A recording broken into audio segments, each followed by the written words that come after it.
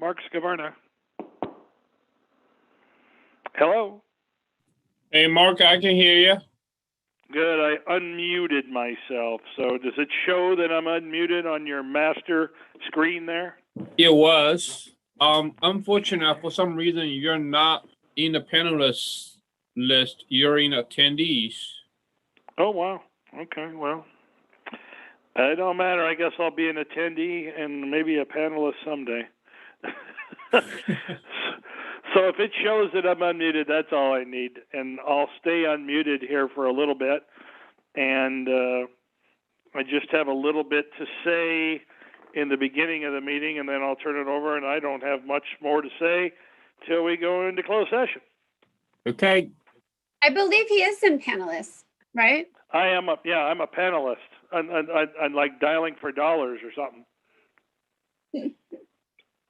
Now he's in attendees, but I was allowed. Mark can talk, so he can talk.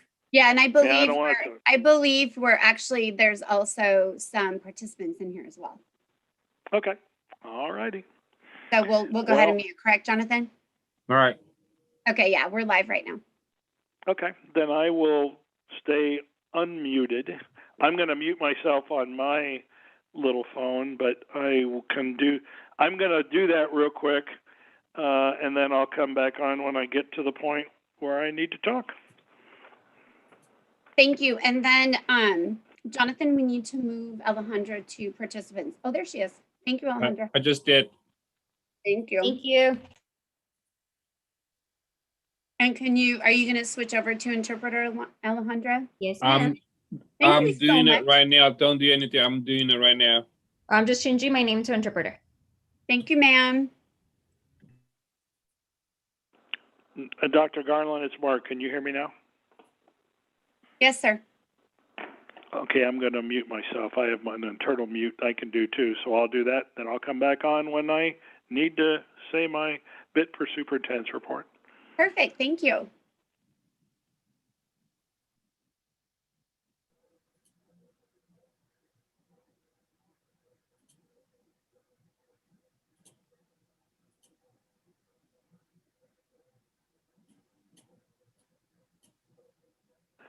And Dr. Garland, it's Mark again. You have that agenda item pulled, but that's still on there?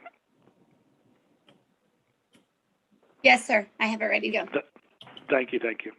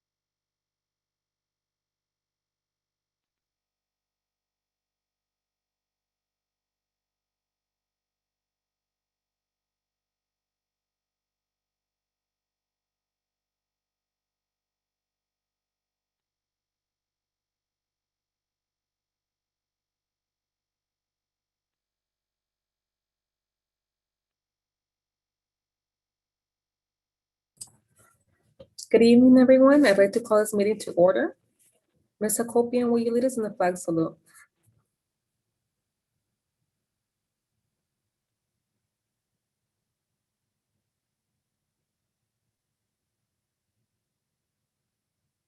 Ms. Hakopian?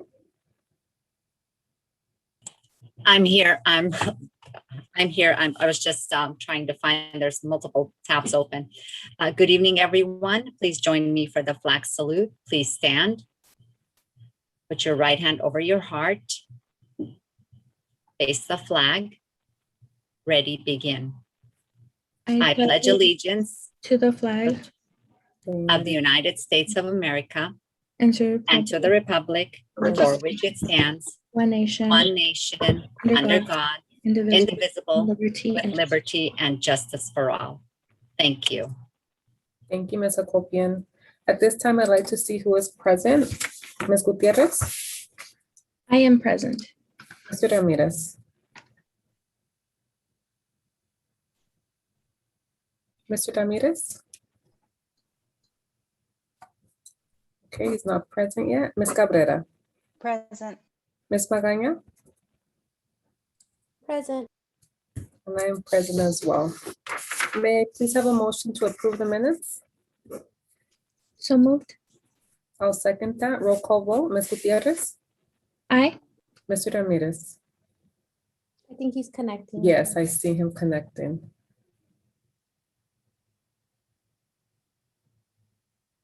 Mr. Ramirez, at this time, we're approving the minutes. Okay, thank you. Did you call on me? Yes, Okay, aye. thank you. Ms. Cabrera? Aye. Ms. Magaña? Aye.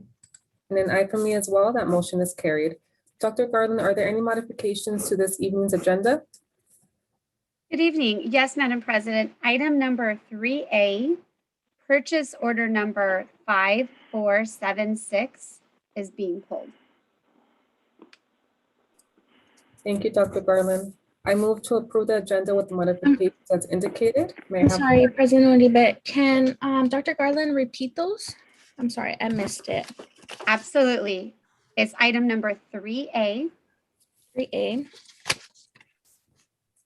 Okay, purchase order number 5476. perfect. Thank you. You're welcome.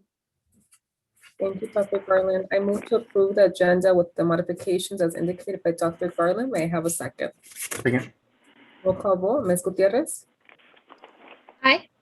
Mr. Ramirez? Aye. Ms. Cabrera? Aye. Ms. Magaña? Aye. And an aye from me as well. That motion is carried.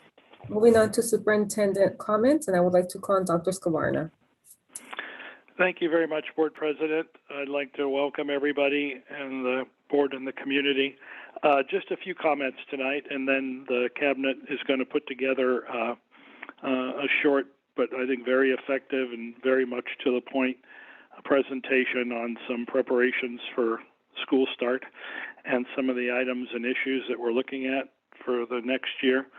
One, I'd like to say I'm very pleased that we've been able to strike an agreement with the Teachers Association on summer school. So we're going to be offering summer school this year. I think it's important that the parents understand that we plan on August 16th, 2021, in-person instruction back at school. We are doing everything we can to make sure those school classrooms are ready, going above and beyond some of the districts around us and what have you, because I know that there's strong concern from the community, the teachers, the classified, especially our students, that everything is done correctly. And right now, we have really, really, really accelerated that process. I just think it's important, with all the difficulty that we've gone through together as a country and a school district, to realize that, you know, it's real easy to be a little bit down and out. A lot of people, all of us, have been down and out for the better part of a year. I myself, about a year and 4 months ago, had COVID. I know what it's like. It's not any fun. And we all know people that we've lost to this. So I'm going to do my very best as the superintendent and the leader of this district to keep everything I possibly can as positive as I can. I know that some dynamics have changed in the district, and right now we have a couple of charter schools that are parts of this district. And I believe that the K-12 program outside of the charter process in our district has more to offer than they do. I'm not in a position where I feel that I'm going to certainly be a recruiter for filling up charter schools. So, be that as it may, we are going to show you some stuff tonight, and that what our plans for the upcoming year. Once again, thank you to our teachers, thank you to our classified folks, our management team. Special thanks to the board and everyone else. Real special thanks to our parents and our students. I really want Mom and Dad, if they're listening to this presentation tonight, to understand there are significant changes in there for things on how you can deal with issues that you might have with your son or daughter. So let us turn up the heat and catch up from the loss of instruction that we've had.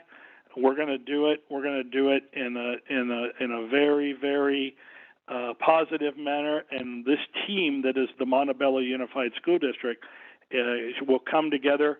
I feel stronger than ever before. So I will turn this over to Dr. Garland, and thank you very, very much for giving me a moment to share my thoughts with you. Thank you, Dr. Scarvana. Mr. Chen, can you please pull up the presentation? And good evening, Madam President, members of the board, Dr. Scarvana, fellow cabinet members in our community. We're so excited to share with you what we've been doing to prepare for the return to school.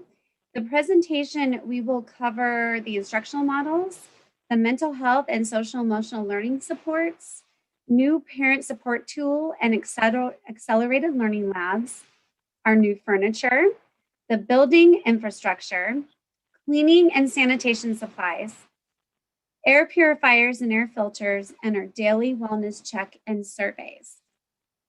Now I'm going to turn over the presentation to Dr. Yuen, and Mr. Chen, can you forward it to the instructional models slide, please?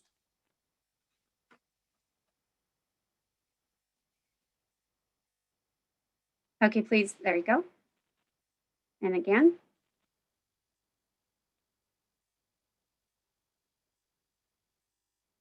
And one more, Mr. Chen. Thank you.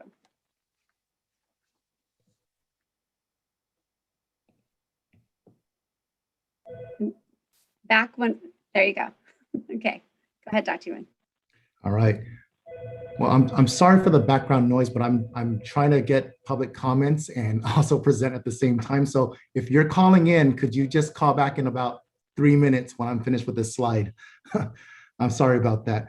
Good evening, Board of Education, community members, and honored guests. Tonight, I'll be sharing with you the instructional models the district will be using in the fall. Before I start, I would like to provide some context about what is happening at the state level in Sacramento. So on May 12, 2021, Governor Newsom visited a school in Northern California. At that visit, a reporter asked the governor about the future of distance learning. The governor reinforced that Senate Bill 98 sunsets distance learning on June 30th, 2021, and that the expectation is that students will return to full in-person instruction in the 2021-2022 academic year. On May 14, Governor Newsom released his revised 2021-2022 state budget proposal. In the reopening schools section of the budget proposal, the budget was developed assuming full-time in-person instruction as the default for the 2021-2022 academic year. However, some families may not be ready to send their children back to in-person instruction. And as mentioned earlier, Senate Bill 98, which authorized distance learning, ends on June 30th. And as a result, to address families' requests for distance learning, the administration is proposing changes to the existing independent study program that will allow school districts to continue generating state funding as follows. Number one, that we provide access to technology, connectivity, and a rigorous curriculum. implement a framework of tiered re-engagement strategies for students, and track and record daily student participation and interaction with teachers. So the Montebello Unified School District is also operating under the assumption that full-time in-person instruction as the default for the 2021-2022 school year. Should the environment continue moving in the direction that it is moving now, meaning it's remaining in the lowest tier on the COVID-19 index, people continue to be vaccinated, and we ultimately achieve herd immunity, we will offer two types of instructional models. The first is in-person learning, and the second is distance learning. In-person learning means students will return to school in person, full-time. We will use and follow the guidance from the California Department of Public Health and the Los Angeles County Department of Public Health. Should lawmakers allow distance learning to continue in the fall, then that would be an option for the district as well. With distance learning, we would adhere to the engagement and attendance requirements stipulated by the state. And in the last few months, guidance has changed drastically, and we anticipate the guidance to continue to change come August. At this time, I'd like to hand it over to Dr. Garland, who is going to talk a little bit about the social emotional learning for our students. Thank you, Dr. Yuan. Go ahead. I'm sorry, Dr. Garland. Can we just go back to one slide and give it maybe a few seconds? Yes, thank you.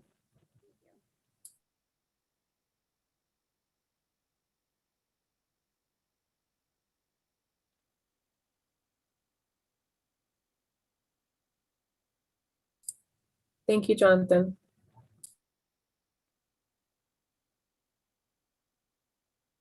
Mr. Chen, you can go ahead and go forward one more to the Spanish version of the slide, and I'll go ahead and cover this slide. Thank you. We realize how important social and emotional learning support is for our reopening plan. We will begin with our internal support. So school counselors will provide social and emotional learning support, and school psychologists will continue to provide services to students identified with special needs as part of their individualized education program. Our external supports include outside mental health providers at all our schools. School personnel can make referrals for new students, and the agencies are serving current students as well. Parents can request services through the principal, who will connect them with the agency that provides services for their school. We are excited to announce that we've partnered with a company called Panorama to provide social and emotional learning supports for all students. And the social emotional learning supports will be provided during the school day. Panorama is an online platform that can be accessed at home as well, and parents can support their students while they develop their social and emotional skills. There's also 211 support, and 211 is a service provided by the Los Angeles County of Education, which connects our families to community resources for things like counseling, food, housing, medical assistance, etc. We will continue to have Panorama trainings for our parents. We've already conducted a couple. They were well received, and we will continue to provide those trainings. Next, Ms. Akopian will discuss the new parent support tool and our accelerated learning labs. Ms. Akopian. Thank you, Dr. Garland. In order to provide strategic and targeted interventions and supports to our students, we will be implementing accelerated learning labs at all campuses with Montebello Unified School District experienced teachers. In addition, a parent support center will be established in order to empower parents to engage and nurture their students as they transition back on campus. Finally, the district will engage with community partners in order to provide beyond the day school activities. More information will be shared in a few minutes in a PowerPoint presentation. Thank you.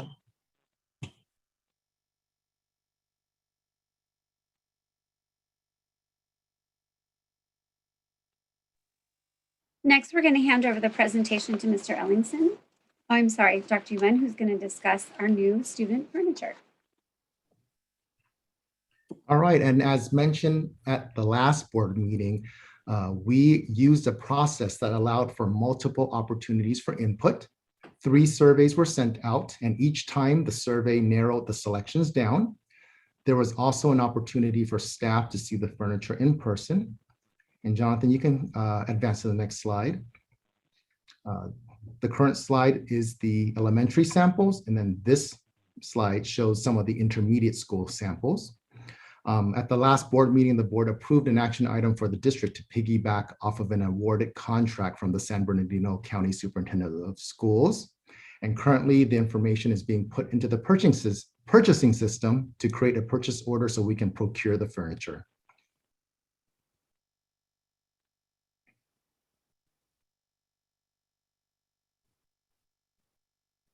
And on this slide, these are samples of the high school furniture.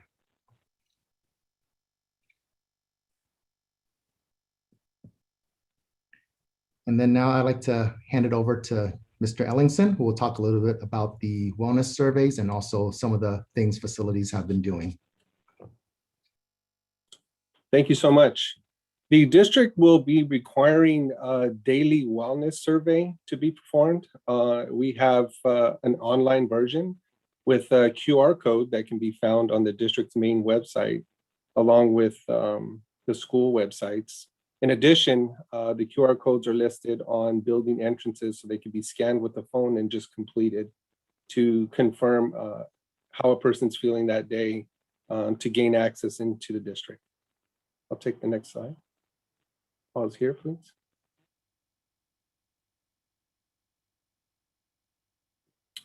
The district has been going through deep cleaning of our facilities, installing hand sanitizing stations and touchless temperature kiosks to take a person's temperature before they enter any of our facilities. Here you'll see some of the team at work, scrubbing some of the floors, as well as examples of the hand sanitizing machines with the orange cones there, and the tablet that scans an individual's temperature and also is set up to scan if the individual is wearing a mask or not to be allowed admittance. Anything greater than 100.3 is not allowed. Below that, it will scan green and allow admittance. I'll take the next slide, please.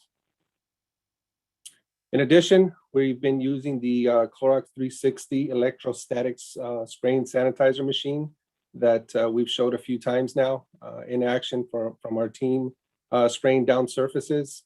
The material adheres to surfaces and dries in about 45 seconds. So it can be quickly distributed in a large area, and it's been proven effective against the virus. I'll take the next slide, please. In addition, the district has been acquiring air purifiers so that one is placed in every classroom. In larger areas, libraries, other areas, multiples will be placed in those areas. All the filters will have HEPA in them. All the air purifier filters will have HEPA filters. In addition, the HVAC system filters are being replaced and upgraded to the maximum that that station will allow for on filters to provide the cleanest air environment in a particular location. We've also been removing all the carpet from our classrooms and replacing that carpet with tile flooring. And in those classrooms where that work is being done, they're also being painted. So it's creating a nice, fresh, safe, clean environment for our students and our personnel. Here on the left, I'm sorry, to go forward. Okay, well, this will explain it as well. So you can see on the left here, this is painting the classrooms, pulling out the carpet there, and on the right of that past slide that we were just on was some of the tiling that's going on. This here, we're also pressure washing our campuses, the bleachers, the walkways, the pathways. In addition to that, we're acid washing the restrooms, getting everything sanitized, nice and clean. Staff is working very diligently to make sure that the areas are prepared and well maintained going outward. I'll take the next slide, please. Here are some of the plexiglass samples that have been going up district-wide. We've talked about this in the past. as well as the desk buddies. We have gotten desk buddies for all of our students. You'll see samples here. Ours are a little bit different, but the shape, everything's the same. And it's designed so that the student can carry it with them. Every school will have the option of how that process will go because every school works differently. But you'll see here a young student carrying the desk buddy with them. They're very lightweight, easy to wipe down and clean, and it's their own personal desk buddy.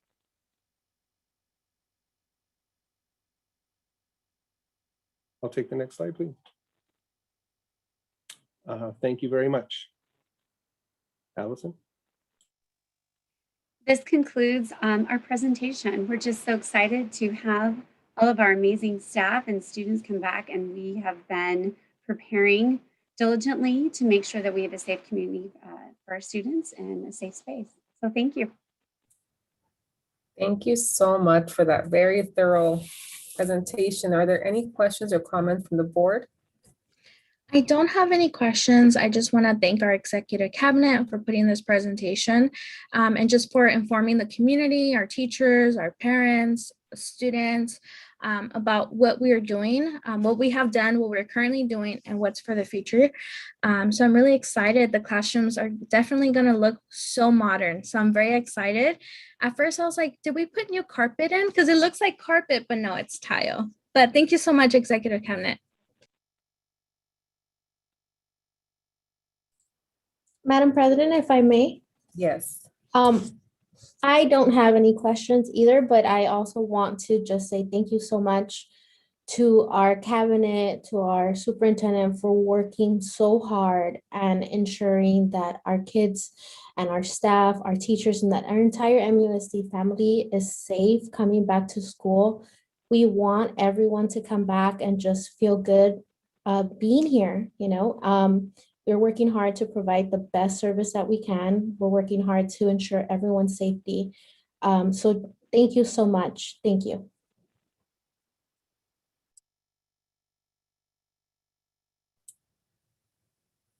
Thank you once again, Executive Cabinet. Thank you to all of our team. You guys are truly, truly making our campuses look beautiful and modern. Super excited. So at this point, I'm going to hold my comments until the end of the meeting and just move on to our presentation of our Montebello Unified School District Accelerated Learning Lab program. And I would like to call on Ms. Akopian.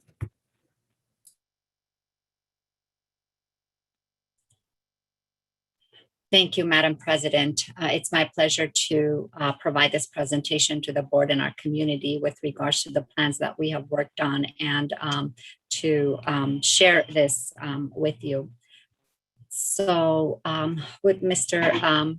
Jonathan Chen please help with the presentation?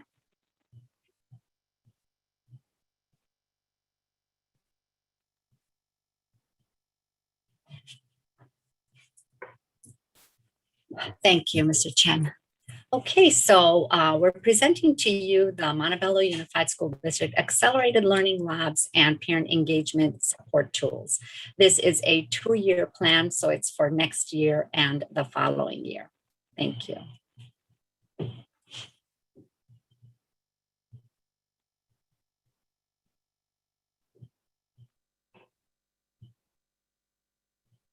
Accelerated Learning Labs, a strategically designed learning environment where students receive targeted, explicit instruction daily from experienced Montebello Unified School District teachers in small classroom settings. The program will be implemented for 2 school years and funded through COVID-19 funding sources.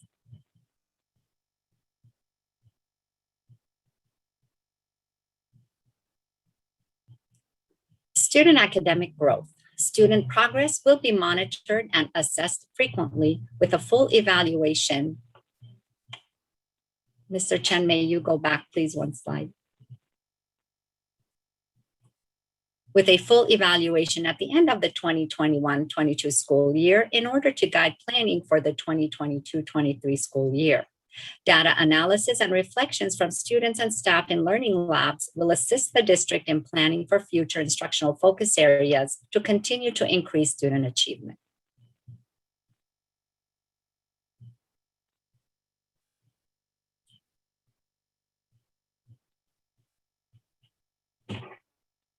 What does implementation entail?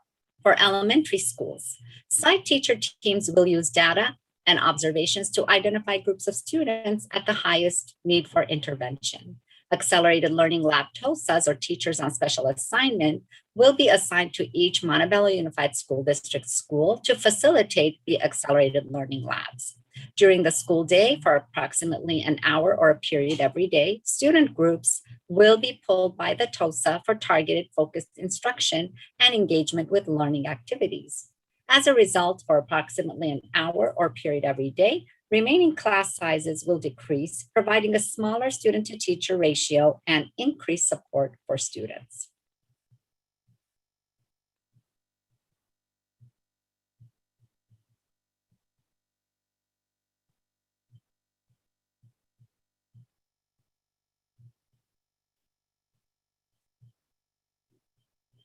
For secondary schools, at the secondary school level, students are identified and placed in sections with a selected experienced Montebello Unified School District teacher for English and math.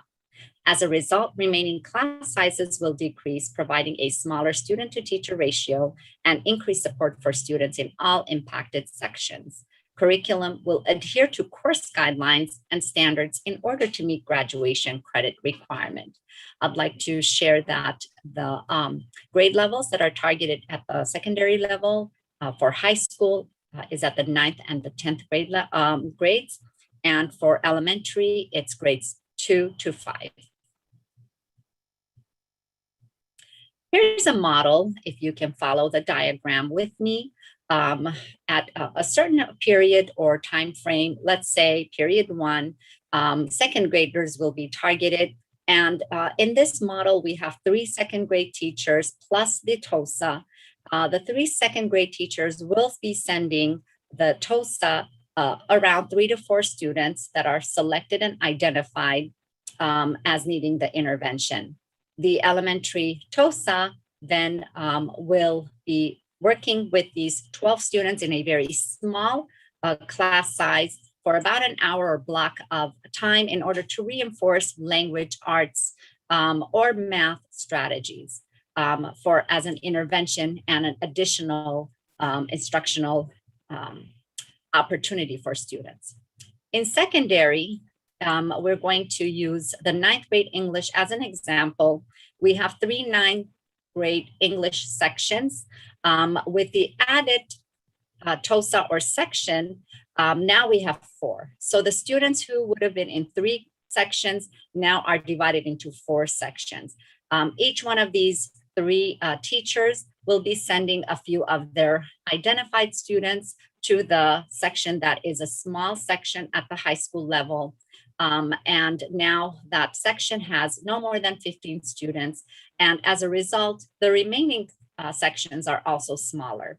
So that is a way to address the intervention needs for the selected students. Thank you.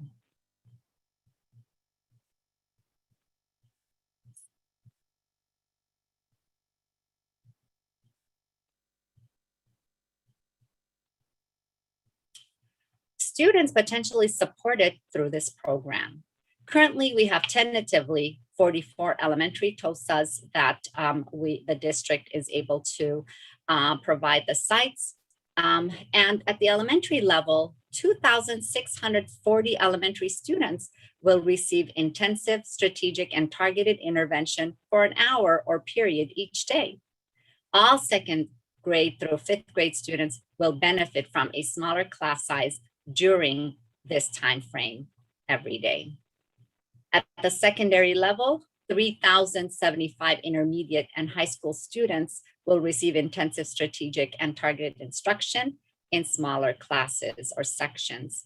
Most 9th and 10th grade students will receive instruction in smaller class size as a result. So these are tentative numbers, and of course, there's potential to even increase the support as we move along with our program or in the second year of the program.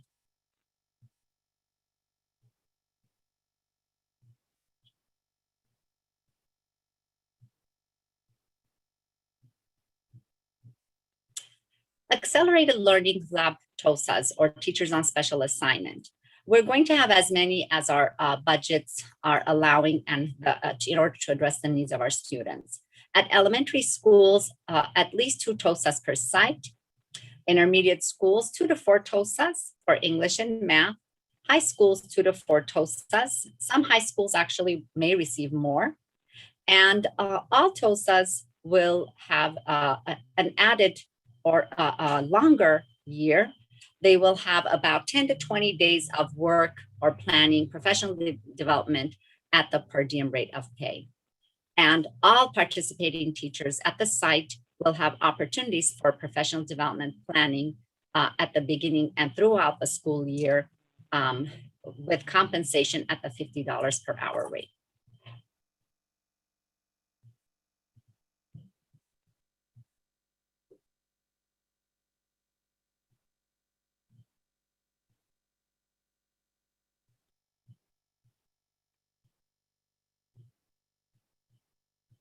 So with this is a technical piece from our CBA or contract. It just provides guidelines on how these TOSAs, we are going to follow up with our recruiting and the selection of our TOSAs. Some of them will be through a voluntary reassignment. Some will be through involuntary reassignment. Some will be through involuntary transfer if the site is experiencing declining enrollment. But we feel, we're going to have, this is an exciting opportunity. So we're going to have, we're going to post it and fly it and offer it to our teachers for a voluntary reassignment. And within the first month of school, basically these are language from our contract that, will provide us with the guidelines. And that's all I want to, share. I think I'd like to just move away from the technical piece.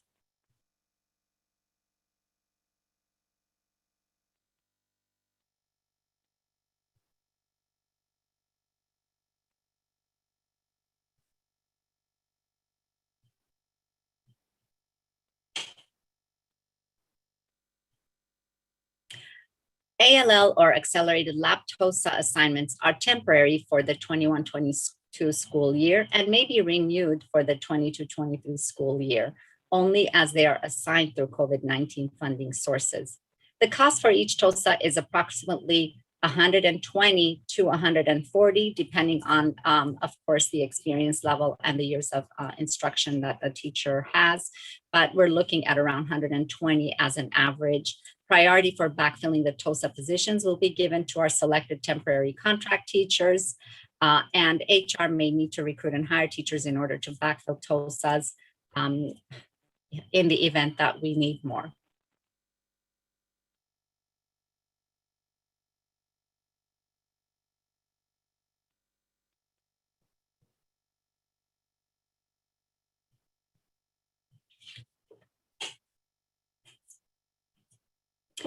We're also excited to share with you the parent engagement and support tools that we are planning for our parent community.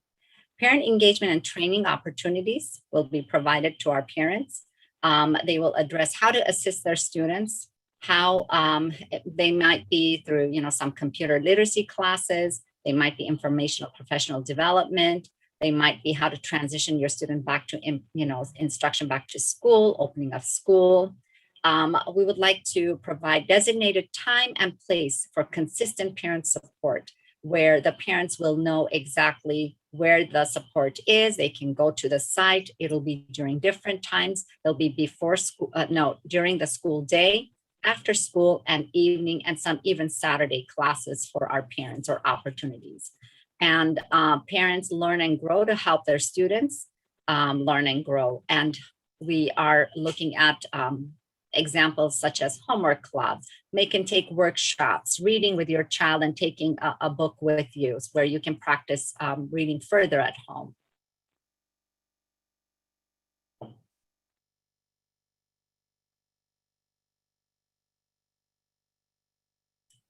Furthermore, we'd like to engage our community partners. We have wonderful community partners here in Montebello, and we would like to really tap into the resources that we have. Would like to increase and have articulation between the school day and after school programs, such as, for example, with Action Youth America partners. And that way the student has a consistent transition between school, the day of, in school, and also their after school program, and more meaningful experiences for parents and students, because we are stronger together.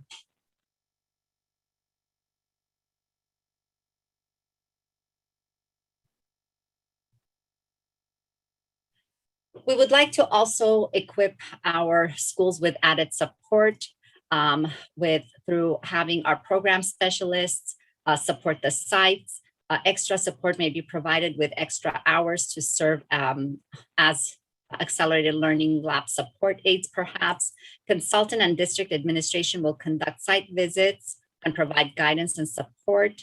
And we have already formed a steering committee that facilitates the grassroots efforts of this program that involves student groups, learning goals, effective instructional strategies, teacher collaboration, professional development, and assessments. We actually have a meeting tomorrow with our steering committee that's represented by we have 2 elementary schools, 1 intermediate principal, and 1 high school principal, as well as other district leadership.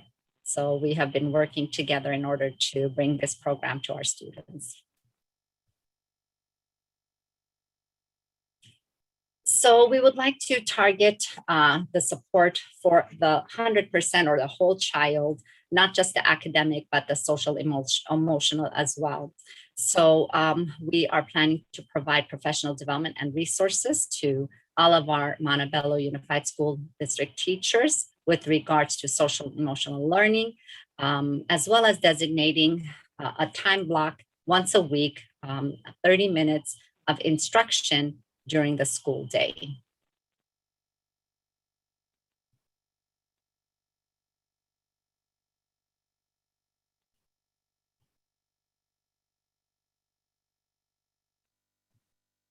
And I'm happy to respond to questions or take them to bring back clarifications at our next board meeting. Thank you so much. There you have it. Thank you so much, Ms. Hakopian. If I may, I just want to say thank you, first of all, for this very thorough presentation. I think it's really important to keep our community informed and have that communication lines open where they're aware also of what's going on behind the scenes. There's so much we have to be mindful of as we reopen our schools. We have to truly change and adapt and just transform our educational system. So looking at these accelerated learning labs, I'm really excited. I think as a parent, it just really touches my heart to see that we are going to offer the students every support that they need, whether it's social emotional, whether it's these accelerated learning labs, incorporating parent engagement, after school programs, weaving everything together, because it truly takes a village to raise a child. So I'm just really thrilled to see that all these support systems are in place. I'm thrilled for our stakeholders to be aware that there's so much going on behind the scenes. And I just want to thank all of you, because without you, this wouldn't be happening. So thank you to our team. And that's the end of my comments. Are there any questions and comments from the board? I do, President Uribe. The future school counselor in me is very excited about this intervention program, because this whole academic year with students being virtual, there are some disadvantages of virtual learning where students didn't have that one-on-one interaction with teachers or have the in-person support as they would. And ALL seems like a great intervention program to help our students catch up with what they missed this academic year. So I'm very excited because not only is it an intervention program for our students, it's also involving our parents, giving them resources how to support their student throughout homework, their academics, and also incorporating the social emotional learning into this with it all goes hand in hand. And I'm very excited when I first spoke with Ms. Hakopian about this. I was really excited. So I'm really happy that we're bringing a program in like this for our students. I'm just excited to see as well how beneficial it is for our students, how they have progressed with their academics. But I don't have any questions, Ms. Hakopian, but thank you so much for sharing. Thank you. It's my pleasure. I also have a quick comment. Just I want to echo what my colleagues have been saying. Thank you so much for all of the information. Going into examples, I think that's very useful. And I kind of just want to specifically, say that I'm super excited about us thinking about different ways in which we can support families, different days and different times. I think it's, very important that we always think about that as we're thinking about supporting our parents. So just thank you so much for that.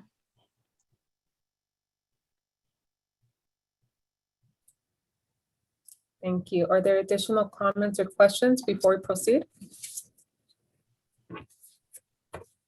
Okay, thank you, Ms. Hakopian. Thank you. It's my pleasure. Thank you for listening. At this time, we're going to move on to our student board member reports, and I would like to call on Dr. Garland. Thank you. Good evening, Madam President. We have 4 reports tonight.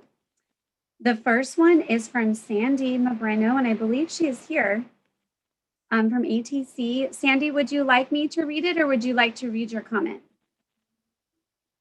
I'm okay with reading it. Okay, thank you. Okay. Do I have to share it or do I just read it? Go ahead and read it. Thank you so much. Okay. Good evening, President Yuri, members of the board, Superintendent Scaverna, and the Executive Cabinet. My name is Sandy Membreno. I am the current Junior ASB President of the Applied Technology Center. Along with their bi-weekly meetings, TLC is preparing a movie night to close off the year on June 4th. They've also prepared scholarships with the value of $250 for 6 of their class of 2021 club members. They've also finalized their cabinet members for the year of 2021-2022. The club HOSA has been meeting every Thursday, and they've also determined their cabinet members for the school year of 2021-2022. On May 4th, ASB held their Pathway Games Jeopardy game night with the ATC facilitators in honor of Teachers Day. This consisted of having the 4 pathways teaming up with their 4 volunteer facilitators. ATC's Senior Decision Day was held on May 7th as a drive-through event from 1 p.m. to 3 p.m. We have 2 graduates that have enlisted in the military. Those students will continue to higher learning institutions attending ELAC, Rio Hondo, UCI, USC, UCLA, Cal State Fullerton, Cal State LA, UC Santa Barbara, UC Berkeley, just to name a few. On May 14th, ATC's ASB held another installment of the Pathway Games with an esports tournament that consisted of 4 games that allowed the pathways to gain more points before the final game. On May 19th, a charter advisory meeting was held at 1:30 p.m. From May 17th to the 20th, there was an SBAC testing and college awareness for juniors. Our college assess team created workshops to increase knowledge about matched schools, financial aid, and institutions of higher learning. And for this, 3 chat with the principal meetings were held in the month of May. Topics included college and financial aid awareness, reopening, and graduation. ATC had a Pathway Decision Day for the class of 2024 as a drive-through event on May 21st from 1 p.m. to 3 p.m. For many freshmen, it was their first time stepping on campus and meeting the facilitators. Class of 2021 also had their senior award night in person following the appropriate social distancing etiquette on May 25th. Along with that event, TC also had a Smart Day check-in with the students and their goals. Our focus has been self-management, which is the highest indicator on Panorama. On May 27th, the final installment of Pathway Games was held, finalizing the winning pathway for this school year, the ACE pathway. During the weekend of May 29th to the 30th, ASB held another clothing drive and collected around 100 bags of clothing. For the final is on June 7th. It's seniors only event. Senior Sunset will be held for the graduating class of 2021. Thank you. That is all for ATC's Junior Student Board. Thank you, Sandy. Our next report is from Nancy Garcia. She's the Associated Student Body President at Montebello High School. And I believe, Jonathan, she was supposed to attend. So Nancy, if you're in the attendees, if you could please raise your hand and we can move you over. Wait a second and see if she's on here. I don't see her. Do you see her, Jonathan? No, I don't see her either. Okay, thank you so much. To celebrate our seniors, we have an ongoing senior countdown on our Instagram with the theme being our favorite shows and movies.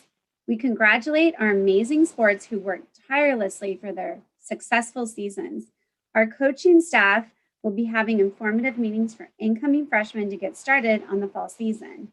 Last month, we presented Gratitude Fridays for our clubs, where club presidents and members posted an informative video on how to impact their club on campus. We also held our last Wellness Wednesday with the topic of how we will be practicing self-care this summer. The senior slideshow will be posted on our social media sites as a closing for our seniors. We will have 2 days for our commencement ceremony for the class of 2021, where we hope to see some of you there. A special thank you to Ginger Alvarez, Susie Flores, and Ms. Shar from Community Schools Initiative that have helped our school and community access both county and federal resources. This summer, they are preparing to have a resource center available on our campus for our students. As we close this year, thank you teachers, faculty, and the board for all your support in creating the most out of this very difficult year. Okay, our next board report is from Gabriel Segura, and he is the student body president of Shore High School. We begin the month of May preparing for graduation by passing out caps and gowns in a drive-through manner. We held an event for seniors to come onto campus one more time and take photos with creative posters, banners with their college, and our countdown to graduation mural. Students were also able to participate in our traditional event of chalking up our quad with a logo for our future college. It went very smoothly, and we had lots of seniors show up. We just had our student body election for next year's class, and results were released yesterday. Congratulations to all the winners. Our junior class is currently holding prom, king and queen court voting virtually. Those results should be released Friday. We are currently planning to hold a senior appreciation day on Friday, where we will honor NHS, that's National Honor Society, inductees and the valedictorian and salutatorian. We will also be holding our Shore High School annual Mr. Shore High School. Our Avid Club held a live premiere of their talent show where viewers were able to vote electronically and watch students perform amazing talents that they filmed. On Monday, we are planning to have a senior sunset where students can come and spend the evening on our field and watch the beautiful sunset from the top of Shore High School. There will be games and other activities where students can interact safely and win prizes. Seniors are also preparing an excitement for our walk and graduation, which will be held through June 9th to June 10th. Our last board report is from Angelina Felix, and she's the Associated Student Body President from Vail High School. We are a week away from graduation and excited to celebrate our accomplishments in person. ASB is preparing for the event. Even though this year has come with its unique challenges, Vail students and staff have worked hard to finish strong. We are proud of our graduates who have overcome these challenges and earned their diploma. In other news, our entire school just finished the DORA assessment. This assessment will help our staff come up with curriculum that best meets our needs. We took the Panorama survey, which will help the teachers and staff help with our social emotional learning. Next year, the plan is to dedicate at least one day a week to addressing social emotional well-being. I am proud to announce our new ASB president, Chantel Torres. Chantel is a dedicated student, has a great attitude. She'll be an awesome school leader and servant to all her peers. She's excited to fulfill the role and eager to start planning activities for the upcoming school year. We definitely look forward to coming back in August. We thank the board and district for keeping our safety in mind and taking the time to prepare our schools before we come back. The staff and students are eager to see each other in person once more. Have a great summer, stay safe, and thank you for this opportunity. And that concludes our board reports for this evening. Thank you, Dr. Garland. At this time, will you be reading the resolutions of appreciation?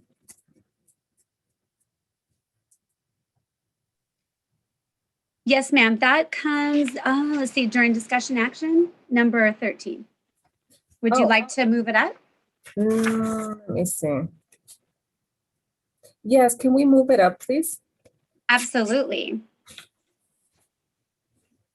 So I'm going to display, let me turn on my camera, the resolution so all of our community can see how beautiful they are. Yes, since we have our students with us, don't want to keep them waiting.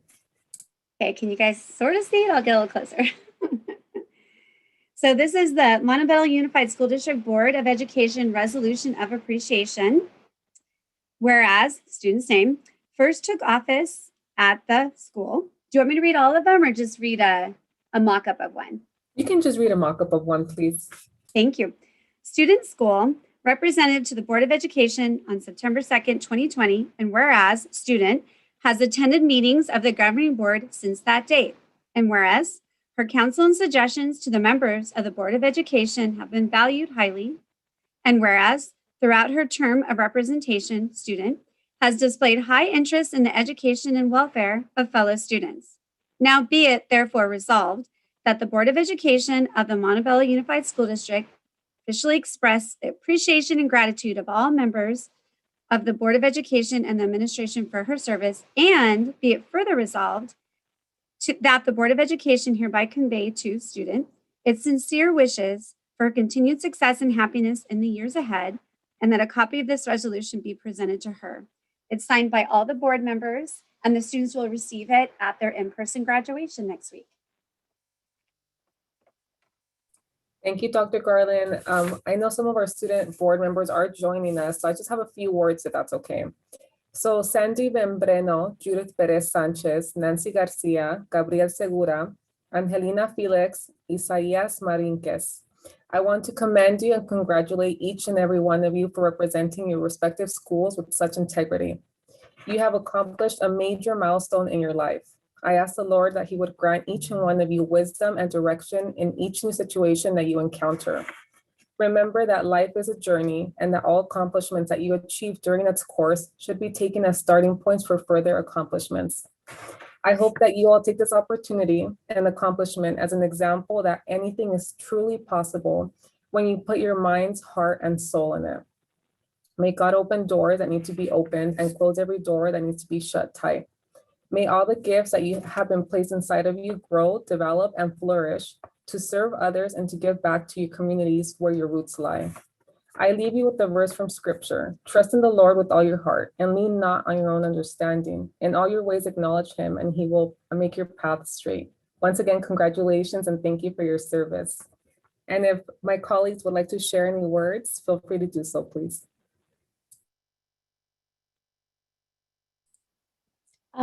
I would like to say a couple words. I just want to congratulate you all in doing an amazing job and representing your schools. Keep striving for success. You guys are already leaders, and continue being great leaders, continue representing your communities, continue being involved, continue pursuing your goals and your dreams. I'm glad that you guys did this because you will be able to carry this experience for the rest of your life. And you'll never know when it will actually come handy. You know, you've gained so much experience. You guys are also brave for, standing up, speaking up, and letting your voices be heard. So thank you all for doing such a great job. Thank you. I want to say congratulations to our student board members for being the representatives of your whole student body in your high school, for attending our board meetings, for informing us of what is happening at your school sites, for just being the voice, and for taking this whole pandemic year in a new way. I know it's different being virtual and holding ASB meetings, but thank you so much for your creativity, for the motivation that you continued inspiring other students. You all are great leaders. Make sure that you continue excelling in life. Don't forget to shoot for the stars. The sky is the limit, and all your goals that you want to accomplish. So thank you so much for all you do, and best of luck in your future adventures. I would like to add a bit to echoing at what everyone has already said, but muchas gracias. Thank you so much to all of you.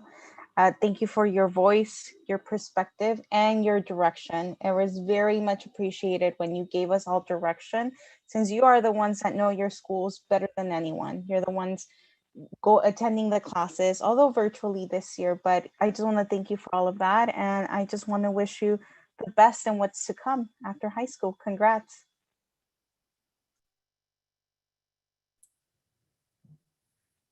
Thank you.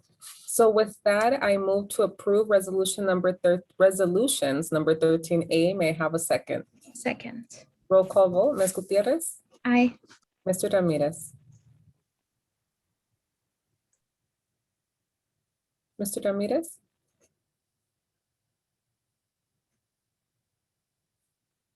I will come back to Mr. Ramirez. Ms. Cabrera? Aye. Ms. Magaña? Aye. And an aye for me as well. Mr. Ramirez?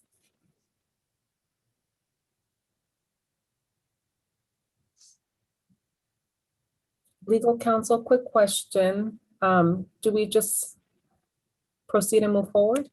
Yes, you have a majority, so you're able to take action on that motion, so you can proceed. Okay, thank you. That motion is carried.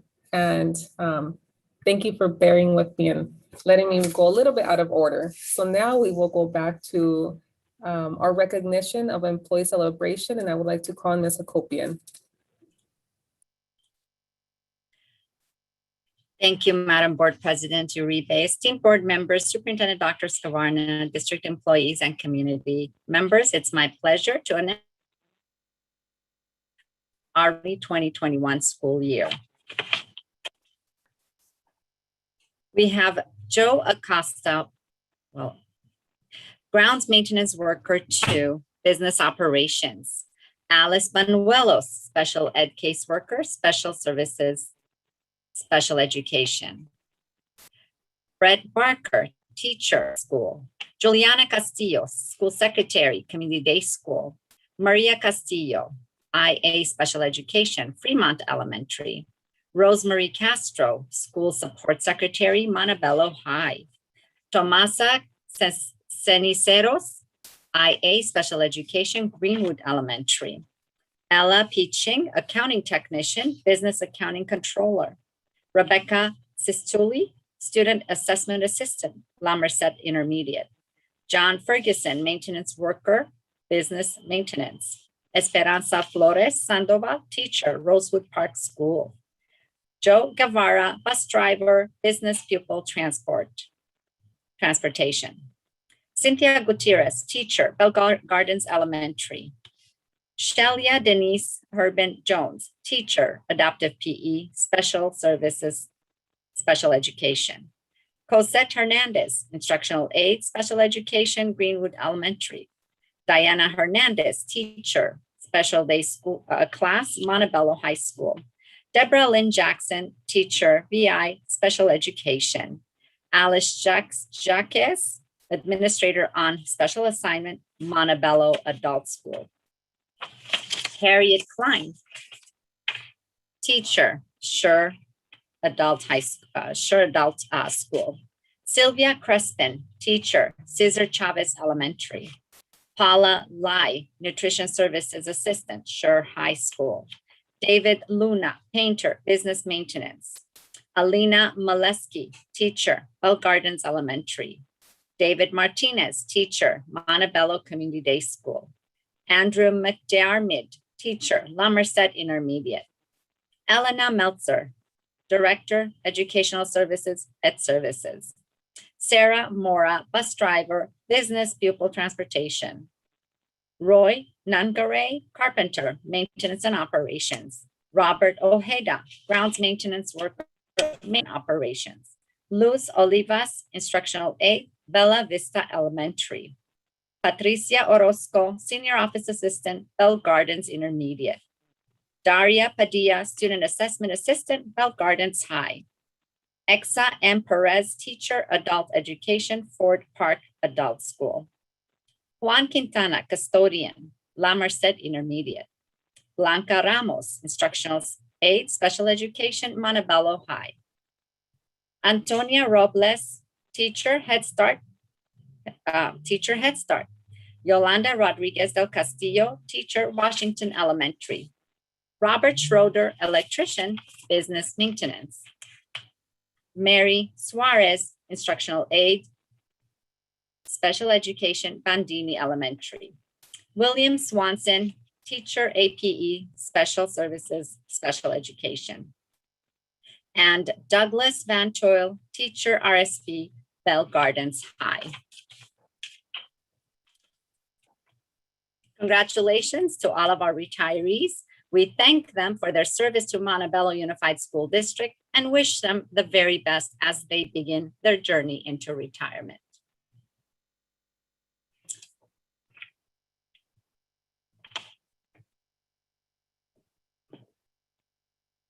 During the last board meeting, we proudly shared with you the names of the site recipients of the Classified Employee of the Year and Teacher of the Year awards. We also shared the nominees for the Administrator of the Year awards. Today, I'm honored to share with you the selected finalists for the District Classified Employee of the Year and the District Teacher of the Year awards for 2020 and 21 school year.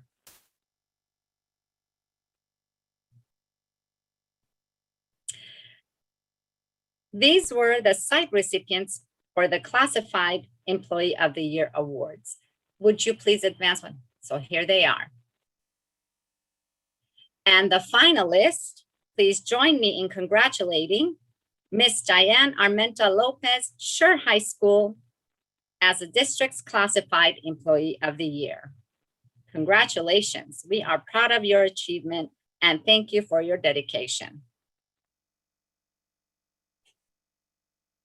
Next, these were the site recipients of the Teacher of the Year awards. And the finalists, please join me in congratulating Miss Elizabeth Kocharian, Bell Gardens High School, as the district's Teacher of the Year. Congratulations. We are proud of you and grateful of your service to our students and community. And now for the Administrator of the Year awards. These were the nominees. And we have two finalists. Please join me in congratulating Miss Victoria Cheng, Nutrition Services, for being selected as the Montebello Unified School District Classified Administrator of the Year. Congratulations. We appreciate your leadership and service. And please join me in congratulating Miss Gladys Garcia, Rosewood Park School, for being selected as the Montebello Unified School District Certificated Administrator of the Year. We are grateful for your leadership and commitment to our students and families. The district is proud of all of our award recipients tonight and is honored to work with each of you every day. Thank you.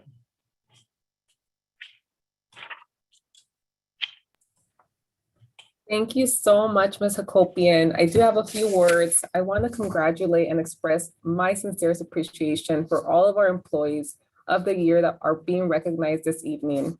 You all are an integral part of our public education system, from providing instruction to making sure our facilities are maintained, to being educational leaders. You inspire lives at our schools and build connections in our educational communities. I'm so glad that we're taking this opportunity, acknowledging your hard work and dedication to our students and to this district. We are grateful to have you as part of our MUSD family. Even during difficult times, you understood what public service is, and you continue to provide our students with instruction, meals, information technology services, and educational leadership. Thank you for bringing your best to work every day. Your work ethic and involvement are truly admirable. Please continue to serve and inspire our students. My words can never be enough to make enough to praise your actions and your service. But nevertheless, thank you. May you continue to be a source of blessing to those around you. And congratulations once again, and thank you for being an outstanding part of our MUSD family. Congratulations, and also thanking the family, each and every single one of your families, for allowing you to serve and just, dedicate so much time and effort and your energy. So to the families, God bless you as well. And if any of my board colleagues would like to share any words, you're more than welcome to. Madam President, if I may. I also would like to congratulate all of our staff. Thank you so much for your hard work, for your dedication, for your patience, and your commitment to this district. We greatly appreciate you and we look forward to continue working with you. And once again, thank you so much, and please continue to educate our children. Thank you.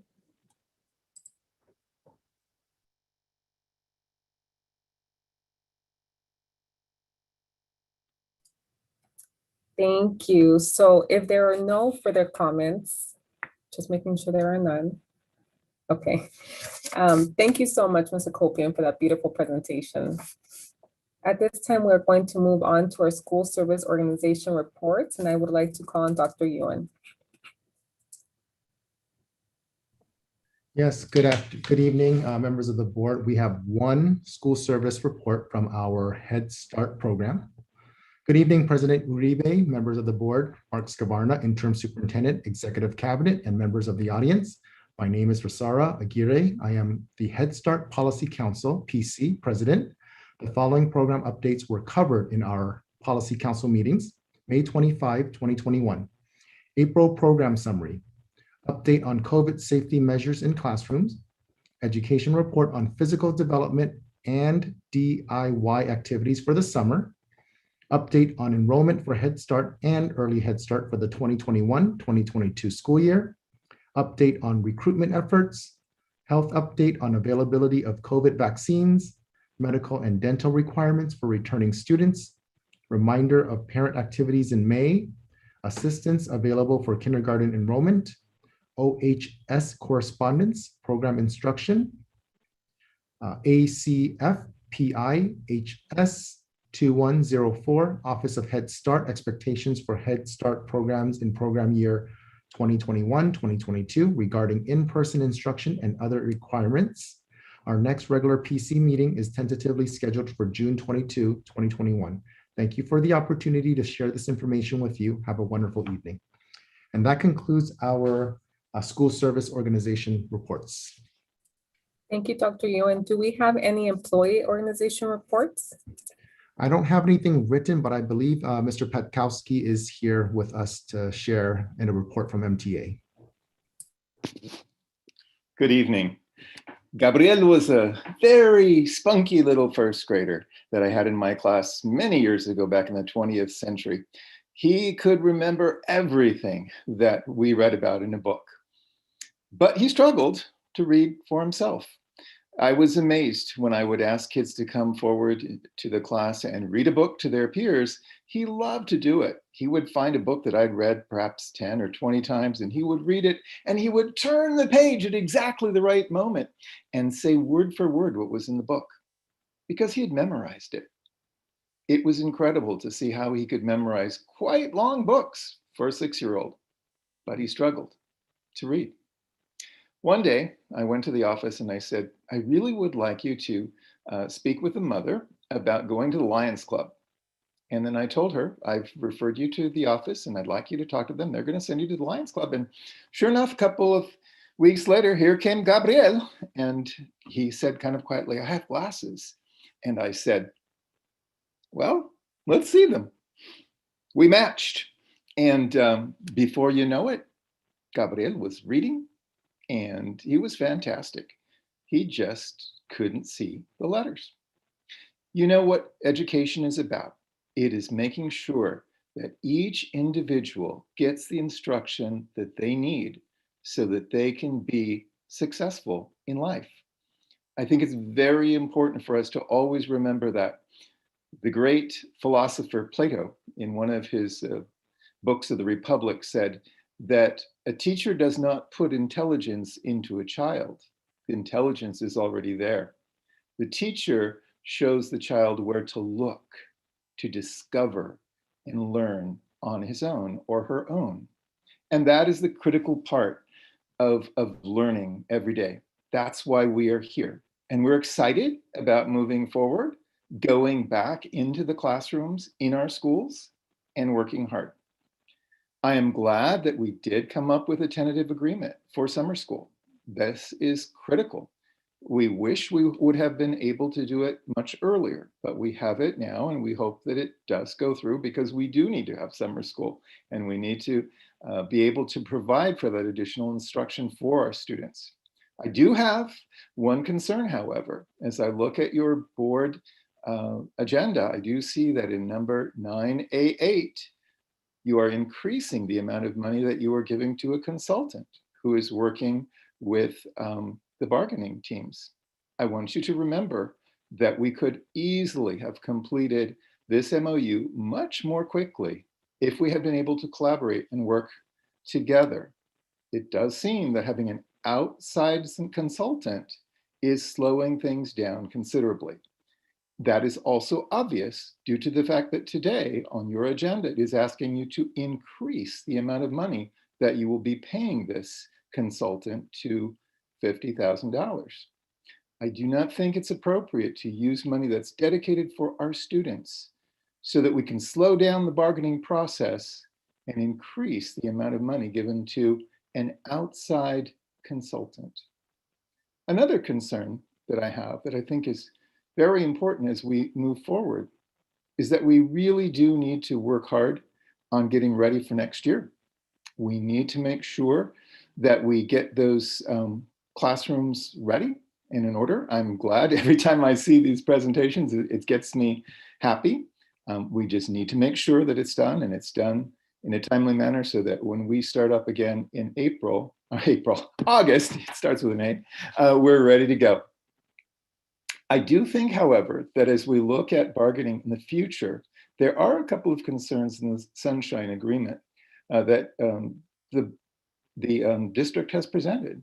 I think that if you look at rights and responsibilities, that section of our contract seems to be pretty good. We've really never had any issues with it before. I'm not sure why we need to bring that up for bargaining. I'm particularly concerned with your desire to bargain the area of employee discipline. I think that we have a pretty forward-looking, pretty modern process of employee discipline. It works. We've not had significant problems with it in the past.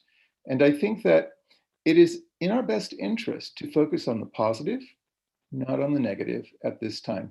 We want to work on school safety and security. We want to work on making sure that we use these COVID funds that we have through the stimulus packages, about 150 million through the federal government, about 20 million more, 19 million through the state. We want to use those for our students. We want to move forward and work hard together.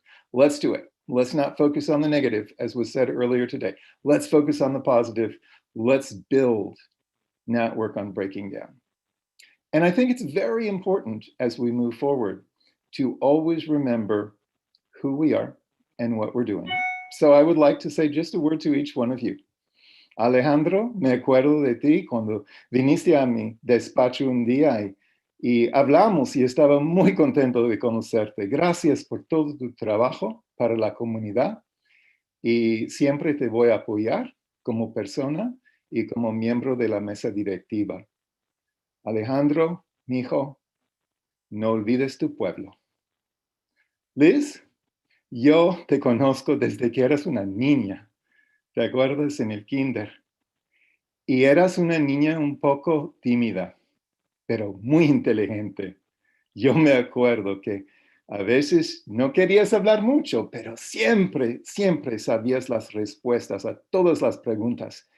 Y tú estás aún parte de tu comunidad en Bell Gardens y tú representas tu comunidad y estoy muy, muy orgulloso de ti.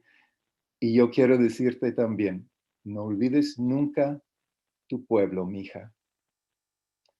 Lily, quiero decirte que estoy muy orgulloso de ti también. Me acuerdo cuando una vez iban a hablar acerca de las escuelas autónomas, ¿no? ¿Te acuerdas que hablé contigo y te dije, ¿no quieres hablar con la mesa directiva en contra de la escuela autónoma? Y tú fuiste, ¿no? Y hiciste tu presentación y te salió excelente. Gracias por eso. No olvides tu pueblo, mija. Quiero hablar con Jenny. Jenny, ¿te acuerdas un día de Halloween que te llamé? Y tú pensabas, ¿quién es ese loco que me está llamando? Y te dije, Jenny, te vamos a respaldar porque tú tienes ganas de apoyar a la gente de esta comunidad, ¿te acuerdas? Y casi no me oías. ¿Quién? ¿Qué estás diciendo? Y que te vamos a respaldar. Y lo hicimos, ¿no? Y yo sé que siempre quieres ayudar a los estudiantes para que avancen. Gracias, Jenny, mi hija. No olvides tu pueblo. Y Marisol, tú tenías que comprar unos zapatos nuevos después de caminar conmigo por todos los caminos de este distrito. Y yo te vi madurar, te vi cambiar mucho, porque al principio tenías muchas ganas de ayudar, pero al final tenías no solamente ganas, pero tenías sabiduría, que es lo más importante. Y quiero decirte que estoy muy, muy orgulloso de ti y siempre lo seré. Y mi hija, no olvides tu pueblo. A todos les digo, no olviden su pueblo. You are in a place where it's hard. It's hard to stay connected to your roots, but don't ever lose them. Thank you. Work hard. Keep your roots strong and never stop working to give each and every student the opportunity they need so that they can learn and they can grow and they can be like Gabriel and learn to read. Thank you and good night. Gracias, Doug. Nomás te quiero decir que nunca voy a olvidar mi pueblo, mi gente y mi razón por estar aquí. Muchas gracias.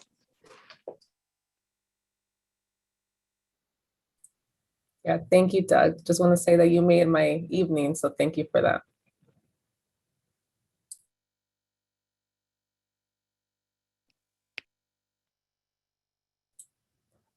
Dr. Ewan, do we have any other employee organization reports?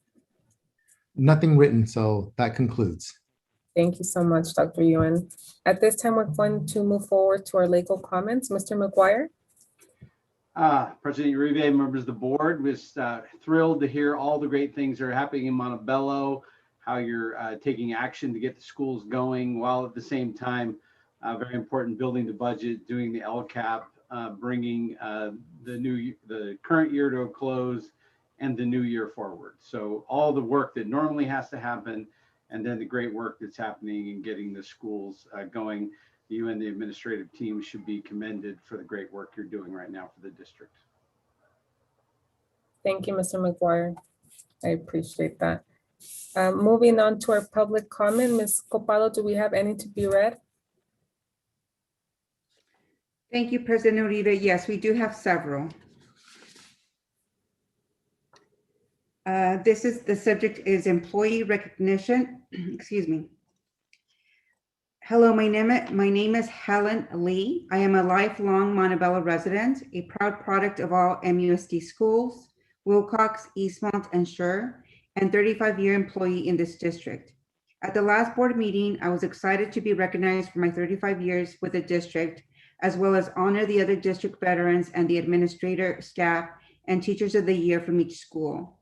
I appreciate the kind thoughts shared by the staff and board members. Unfortunately, I don't quite remember what was said. As Ralph Waldo Emerson said, your actions speak so loud that I cannot hear you. To recognize us, a list of names and schools was shown that was difficult to read. Seemingly, no effort was made to transform this list into a presentation. This I found quite disappointing and disrespectful to all of us and our families who also tuned in. We can and should do better. Thank you. The next one is subject says MUSD board. Good day, MUSD board members. My name is Manuel Hernandez, and like so many of you, love our city. I grew up in South Montebello, attend MUSD schools, and now my 3 children attend Montebello schools. I am a single father, self-employed, and I own my own businesses. I have been blessed to have a great support group through this pandemic and have helped me through this journey of distant learning. My oldest child will start high school. Middle child is at LME dual program, and youngest will start kindergarten. These are very important education years for my children. I am here to plead to you to return my children and children of MUSD back to full-time in-person learning. From what I hear, there is talk about, quote, confidential negotiations, end quote, between, again, teachers union and board district of MUSD about, again, the future of our children and district learning versus in-person learning. From my experience, I can tell you that distant learning has been a waste of time. With 3 children at home in different classrooms, it's impossible for them to focus. I need my children back in a classroom setting with some structure. They need to go back with their friends and in-person teachers. Every school district around our area has opened up, and from the updates, California will open fully June 15. So why is there still question and negotiation about in-person learning when teachers, students, community is back at the movies, Disneyland, Dodger games, concerts, traveling, etc.? What is your delay of your plan? We as parents need answers soon because, like many parents, I have decided to pull my children from MUSD if in-person is not an option. We all voted you in with the hope to improve and make MUSD one of the best schools around, but right, we are far behind from that.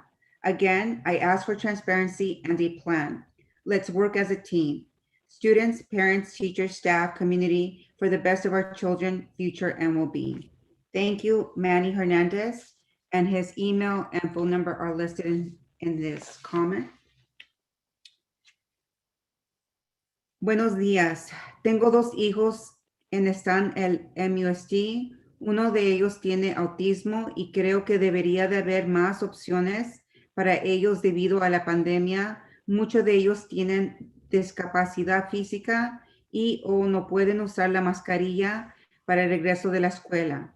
Mi opinión sería que los chicos con necesidades especiales pudieran asistir físicamente a la escuela en diferentes horarios en la tarde por unas horas y ciertos días, donde algunos de ellos por el uso de la mascarilla, el restroom o comer sus alimentos, ellos tendrían más espacio. Agradezco de mano el tiempo para leer mi email. Con respeto, Isaura González Cortez. Next comment, the subject is, we demand in-person teaching. This is from Oscar Vega. It was brought to our attention that MUSC board is meeting with the teachers union reference upcoming in-person teaching. I would like to make it clear that if there's no in-person teaching, I will pull my kids out of the district. Enough is enough. Most school districts have a plan to come back. Why not MUSD? The next comment topic says return to in-person instruction. This is from Anna Carmona. To whom it may concern. I write this email to ask that full day instruction for the 2021-2022 school year is possible. This past year has been like no other and has affected our students greatly. Although I am sure teachers did the best they could with a bad situation, there is no doubt that in-person teaching is best. Many students have had a lapse in learning, and to keep online teaching would only make the situation worse. Many other districts will be fully functional with in-student teaching. I don't see why the students of MUSD deserve any less. So again, I ask, please open MUSD for our students. The next comments subject matter says hybrid school year from Norma Ruiz. I'm kind of on the fence still about COVID, but I think that you guys should try hybrid to see how that works out. Especially during the winter, the virus is probably going to come out really bad, which is scary, especially for those who are not vaccinated. So I think smaller class sizes with a hybrid schedule would be best. The next comments topic is return to school 2021-2022. This is from Maria Milian. Good afternoon. I wanted to voice my concern. I've been told that there is talk that students will not be returning to in-person learning this coming school year. I believe this will be detrimental to my children. This last year and a half has been a huge struggle for them. They need to return to in-person learning. They have lost out on so much during distance learning. If the Montebello Unified School District decides to continue with distance learning, I will be forced to put my children in another district that offers in-person learning. I hope you take into consideration my concern as a parent. Respectfully, Maria Milian. The next written comment, the subject is Laguna Nueva property. Hello, my name is Norland Ewell. I'm a land agent representing Broad Reach Power, and the company has an interest in leasing the land located on the northeast corner of Garfield Avenue and East Gage Avenue. Currently, there's a now closed school, Laguna Nueva, on the northeast part of the 12-acre parcel. Historical records indicate that the Montebello School District and the Department of Toxic Substances Control, DTSC, have entered into an agreement to have an active methane monitoring program at the site due to ground contamination as a gas station used to be on the corner. An Assembly Budget Committee minutes from a Planning Council meeting on May 23, 2017 mentioned the possible future use of this land as a county park, but no projected timelines were ever mentioned. In the near future, is the Montebello Unified School District open to a partnership with Broad Reach Power to lease the land? Broad Reach Power's intended use is for battery energy storage to support the greater Los Angeles power grid.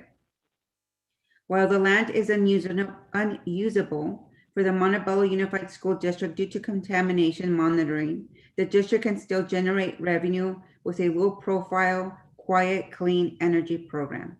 Norland Ewell, land agent for Harbinger Land, and his email and phone number are indicated in the comment. And that concludes the written public comments. However, Dr. Ewan, do we have any public comments that came in telephonically? Yes, we have 7. So let me go down the list and give them a call.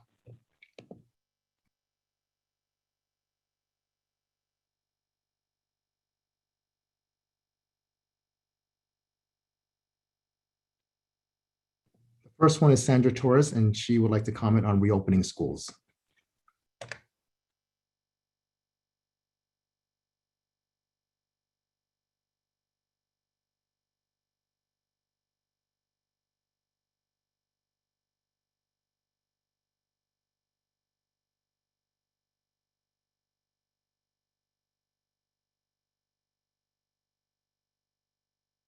Okay. All right, you have 3 minutes. Go ahead.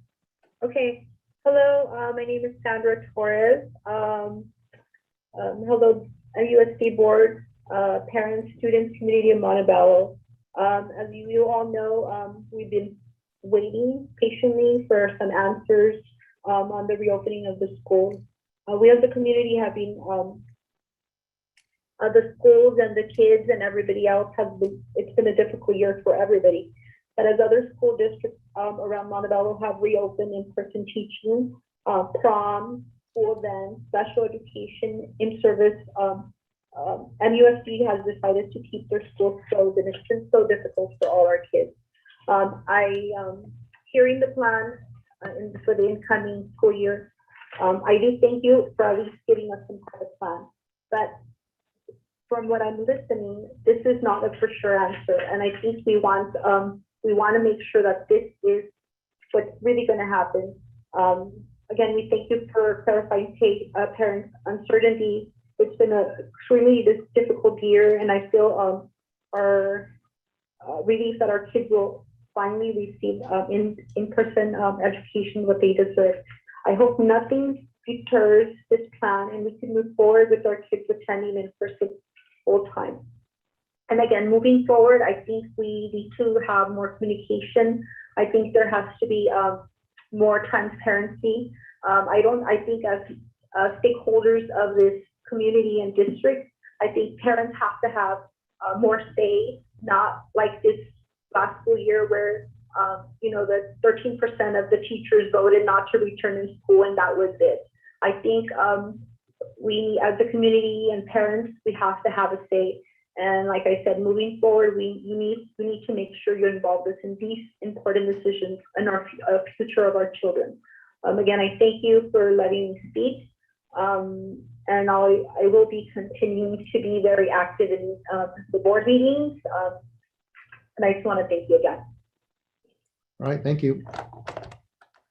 Next, we have Melissa Lascano, and she would like to make a comment about an administrator.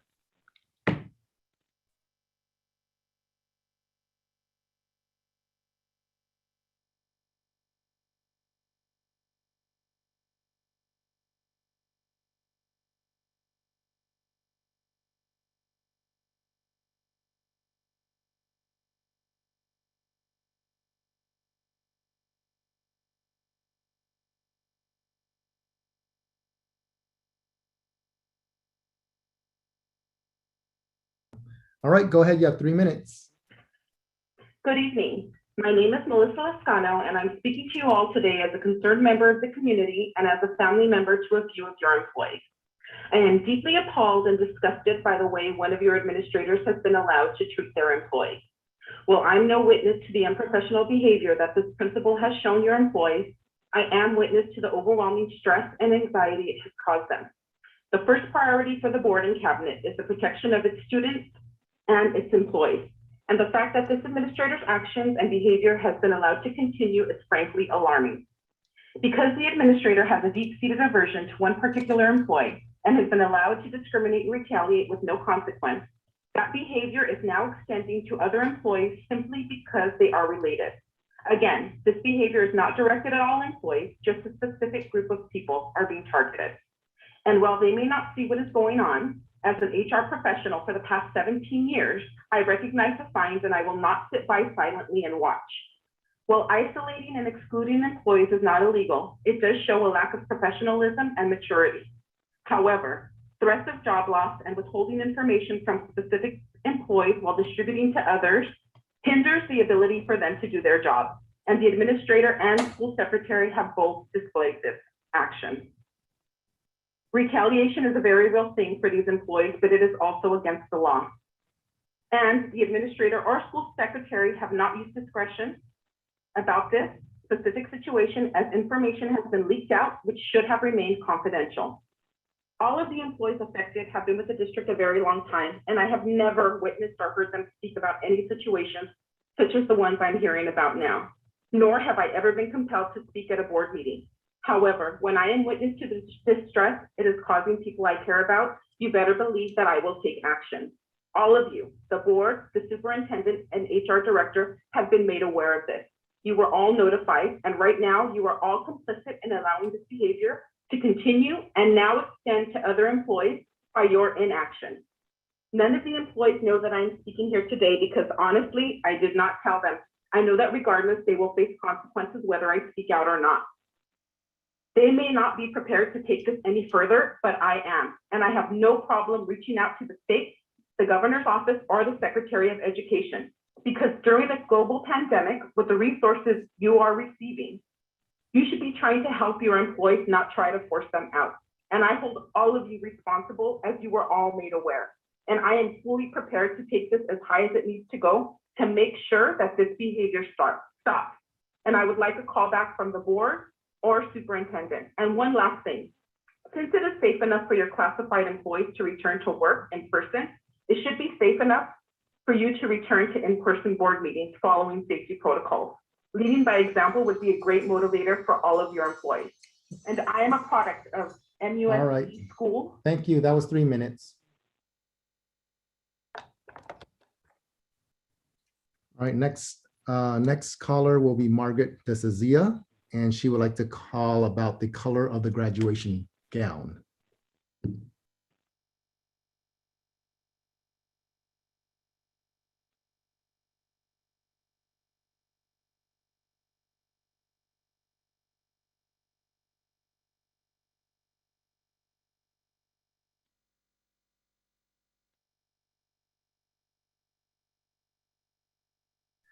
All right, go ahead. You have 3 minutes. Dear school board members, my name is Margaret Desavia, and I am a freshman at Sure High School. Next week, as you stand on the stage looking out at our distinguished high school graduates, I want you to notice the gowns that the graduates are wearing. At some of the ceremonies, students are classified by gender. Girls wear white, and boys wear the dominant school color. This has been an MUSD tradition for decades, and it is a tradition that needs to be reconsidered. Students are not categorized by gender in academics, nor should they be at graduations. It's an erratic tradition that is not relevant in today's society. I ask that the school board and high school administrators please consider eliminating this outdated tradition and have all the graduates wear the same colored gowns. As we celebrate Pride Month, this is one way that we can make all students feel included, accepted, and safe in our school environment. Thank you for your time. Next, we have Jessica Zawal, and she'd like to comment on AVID.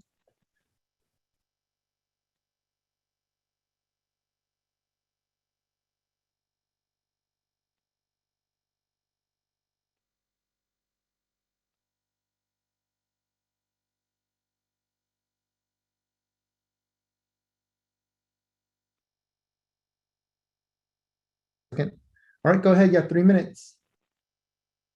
Okay, good evening, President Uribe, Interim Superintendent Skavarna, board members, executive cabinet, and MUSD community. Thank you for today's presentation. As I stated before, do we have plans in place if there are delays on site work projects because the work takes longer than anticipated, materials are not available, etc.? What happens if the furniture doesn't arrive on time or late because we're placing the order now? How are we going to get this furniture into classrooms? It's a lot of work. Is there a plan A, B, and C? In terms of the COVID funds, class size, enhancing our current programs, teacher input. I didn't hear teacher input.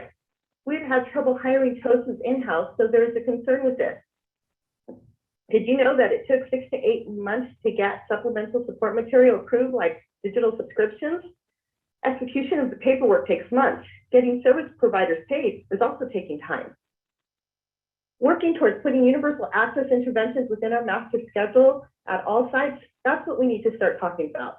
Please let us give you input before you proceed with these labs. Yes, we all want to provide support. Lower class size helps build connections. Relationships are an essential part of interventions and increasing student achievement. If you think back, the class you tried the most in were the classes where you connected with the teacher or the teacher aide. How about a newcomer center to support our ELs who are entering our schools at the beginning level? A few weeks ago, I attended the AVID Showcase hosted by Kim Lazaro, Don Holland, and Richard Williams, and was thrilled to see the amazing work done at each of our school sites by our students, AVID teachers, and AVID advisors. The data and work samples showed incredible academic growth in the spirit of college readiness and promotion. Thank you for investing in AVID. Although the achievements were great, we are not fully invested in the program with our fullest capacity. AVID tutors are a huge component of the program. I know from experience as a former AVID advisor, AVID teacher, and current AVID site team member. They are the mentors, motivators, and role models to our students. Tutors are needed. The program asks for a ratio of 7-to-1 during class. We are expanding AVID at the high school to include AVID Excel to support our ELs. Unfortunately, there is a freeze on hiring tutors. However, most of the sites are not in compliance with the ratio because tutors have moved on. We need the hiring freeze to be lifted so that AVID advisors can begin the recruiting process. It can take up to 3 months or longer to get a tutor through the hiring process. We want to return to school with our program starting with full capacity. The funds have been provided to ensure that 21-22 be a glorious return to full in-person learning. Let's not cheat our students and ask you to fully invest and help the sites recruit tutors, perhaps increasing the tutor pay rate as well. I'm asking that there be a focus on working together so that the 21-22 is welcoming, nurturing, and academically impactful. Our students deserve this. They need this. The pandemic has been difficult for everyone. We have dealt with loss. We need to work together to use the funding to help with the social, emotional, and academic needs of our students. As I reflect on how school changed abruptly during the pandemic, Thank you. I'm Sorry to how cut our you off, students, but that was 3 parents, minutes. teachers, our staff, admin team have. All right, next we have Andy Shin, and he would like to comment on negotiations.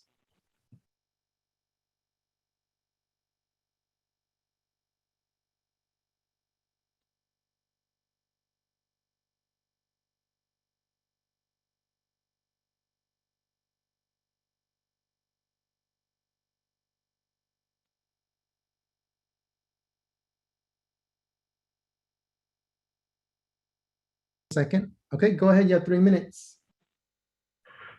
Thank you, and good evening. My name is Andy Shin, and I've had the joy of teaching at Bell Gardens Intermediate School for the last 20 years. Soon, representatives of Montebella's educators and district administrators will sit down to begin having conversations about our plans and our priorities for a return to in-person instruction this fall. I'm hoping we put front and center those issues that will first and foremost benefit the nearly 30,000 students of Montebello Unified. After 15 months of students learning from bedrooms and dining rooms, living rooms and kitchens, family rooms and garages, of learning how to learn all over again, of getting calls and emails from their schools and teachers all the time, of learning brand new, often complicated technologies, all while never having had the benefit of actually meeting their teachers, by the way. We should be prioritizing those issues that most benefit our students as we make this challenging transition. For example, we all know that limited class sizes and reasonable, effective health and safety protocols will provide a safer, more productive educational environment for all students as we prepare to reopen our schools. When students are in safe settings with teachers who have the time to focus on student needs, students learn and grow so much more.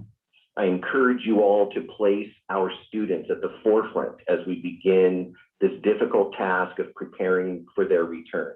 Our students deserve nothing less. Thank you for your time. Next, we have Zinnia Rubio, and she'd like to comment on her student who's a senior.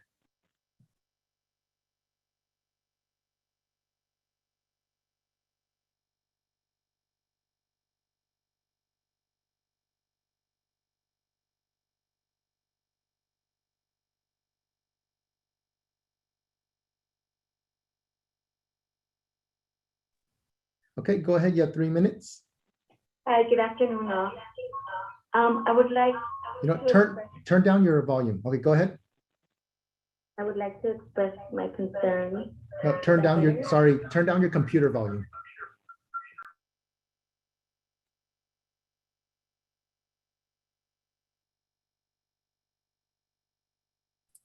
Dr. Ewan, you did stop her time, right? I'm going to restart her time right now. Thank you. Okay, go ahead. Thank you You for have 3 that. minutes. Yes, I would just like to express my concern on my son. He is a senior at Montebello High School. I have various times asked for help because I noticed a change in him. And I would like to know, how long does the teacher actually have to respond back with our concerns? Because I was never notified that he was on the verge of failing. Then when my son started emailing, she didn't respond until 6 days later. And now I talked to the principal, counselors, and now they're saying it's too late for him.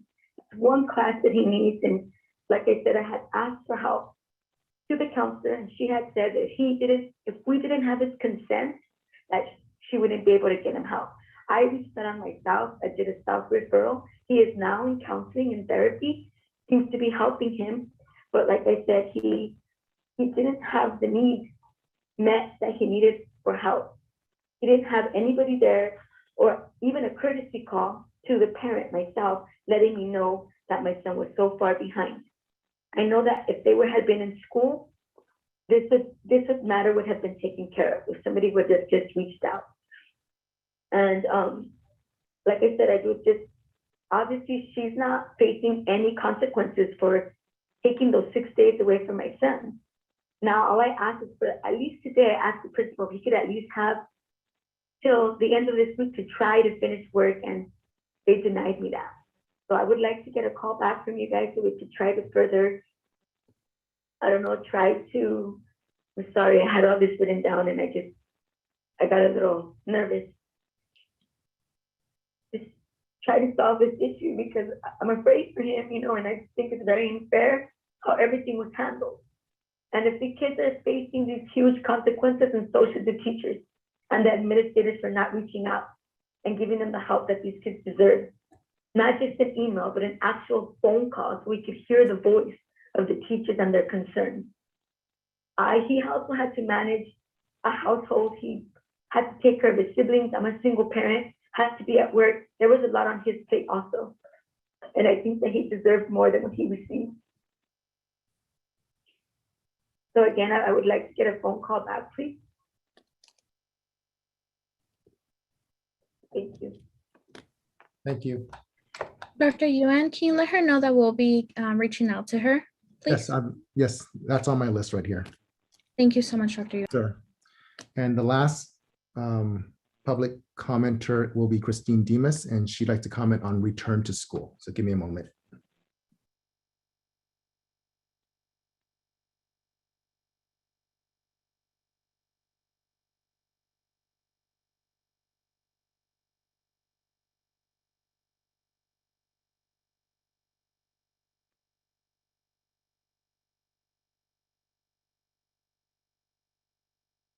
All right, go ahead. You have 3 minutes. Good evening, President Uribe and Board of Education. Congratulations to the teachers, classified school employees, and administrators of the year. Thank you. One can only imagine that this recognition is about commitment you bring every day to your position and the positive impact that you have on the lives of students and their parents, families, and guardians. And to your colleagues, know that you are appreciated.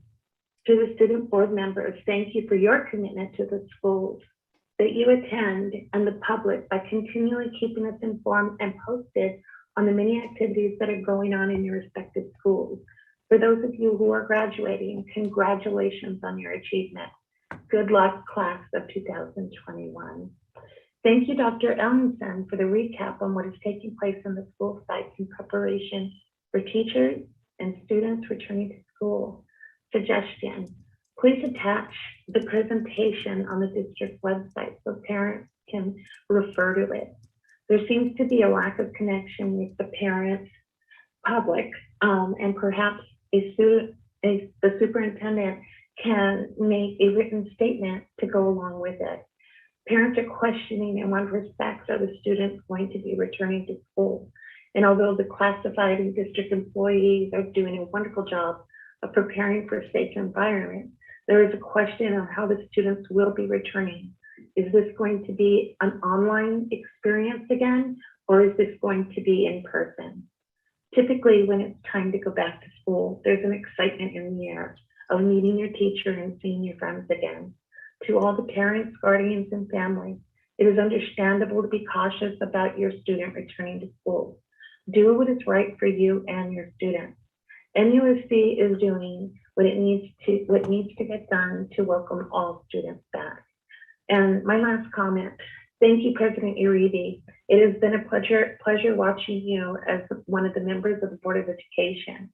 You're doing an honorable job as president of the board, and best wishes to you as you complete your higher education. You are an inspiration to all the students of Montebello Unified. Good night, everyone. And that concludes public comment. Thank you, Dr. Yuan. At this time, we're going to consider item 13B, and I would like to call on Ms. Hakopian.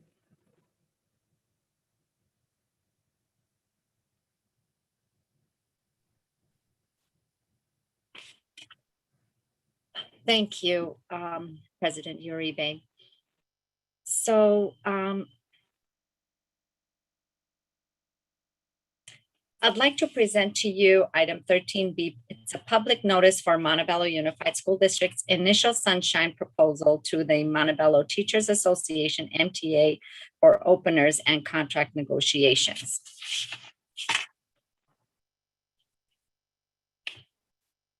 As required by Government Code Section 3547, the Montebello Unified School District submits the following initial proposal to the Board of Education for public hearing and adoption in advance of negotiations with the MTA.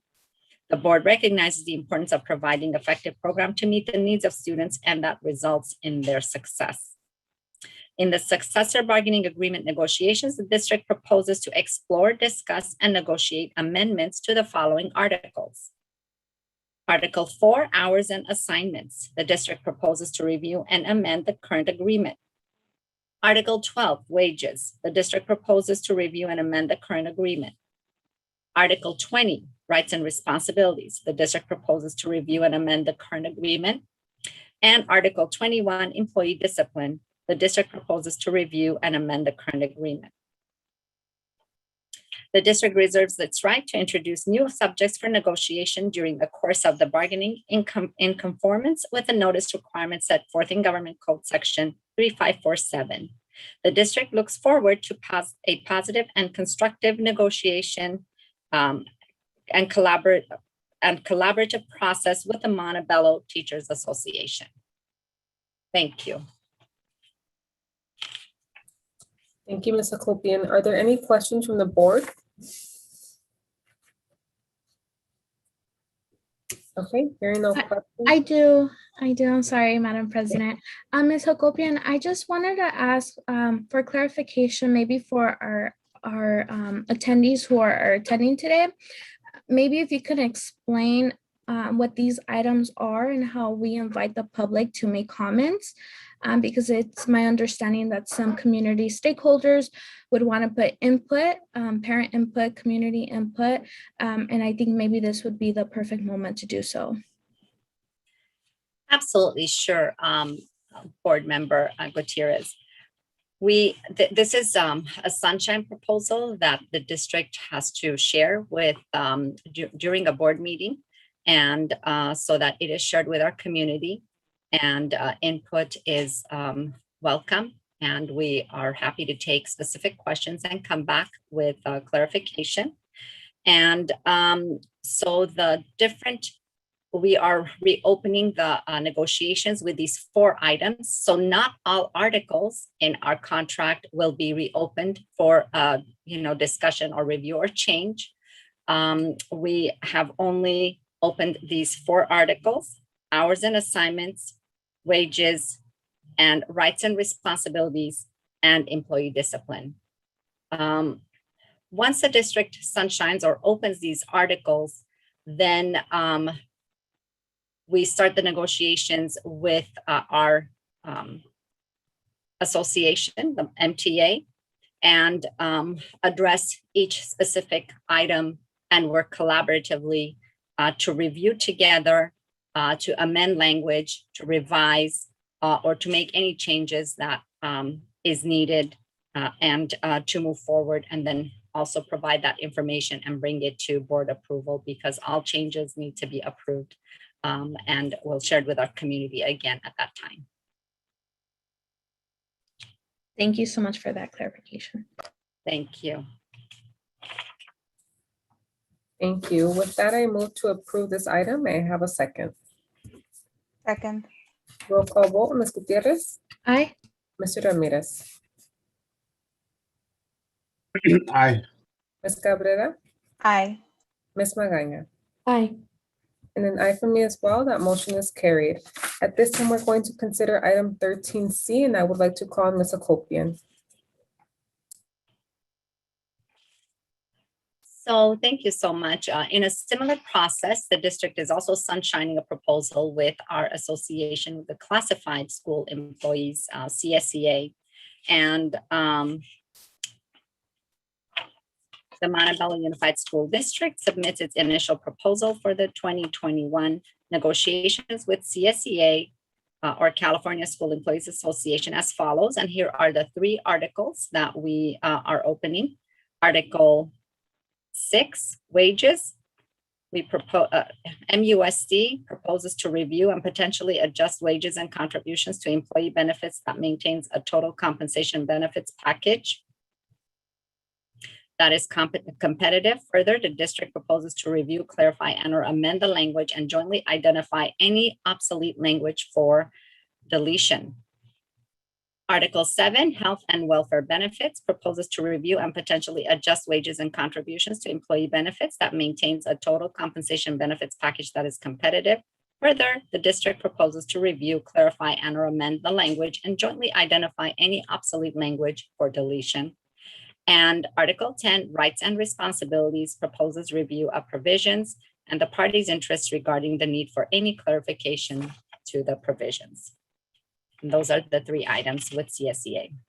And we're looking forward to a collaborative process of negotiations with our associations, both MTA and CSEA.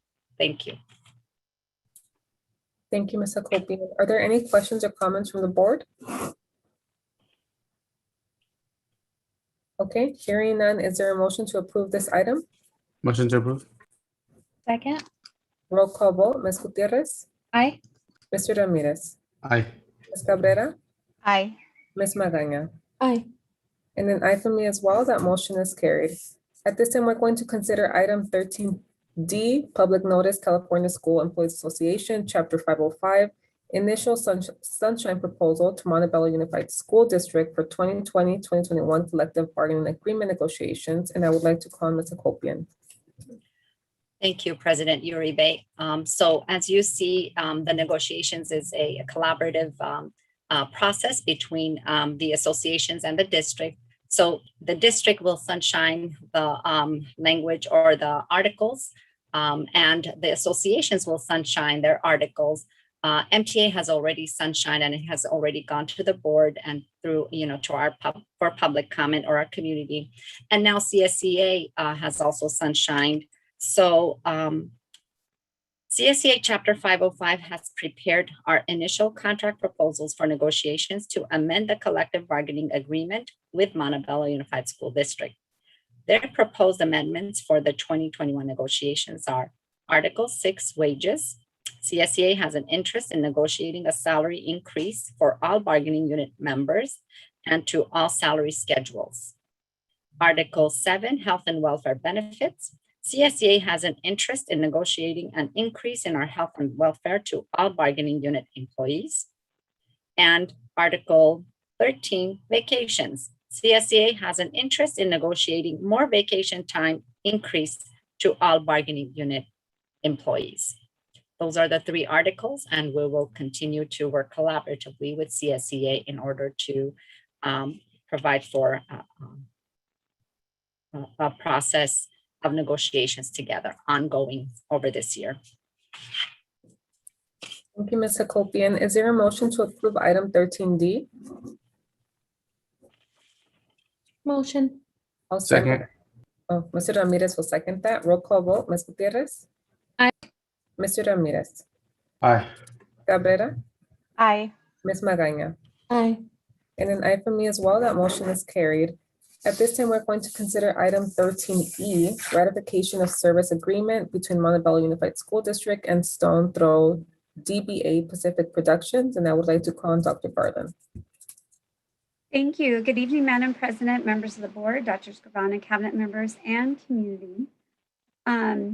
Item number 13E is a service agreement with Pacific Productions, who is providing the stage, the wiring, the generator, the sound, and the live stream for our high school graduations that begin next week. I'll be happy to answer any questions at this time.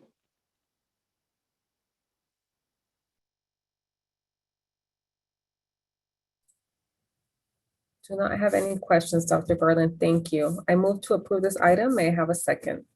Second. Second by Ms. Magaña. Roll call vote, Ms. Gutierrez, Aye. Mr. Ramirez, Aye. Ms. Cabrera, Aye. Ms. Magaña. Aye. And an aye for me as well. That motion is carried. Moving on to consent agenda. Are there any items to be pulled for further discussion and or action?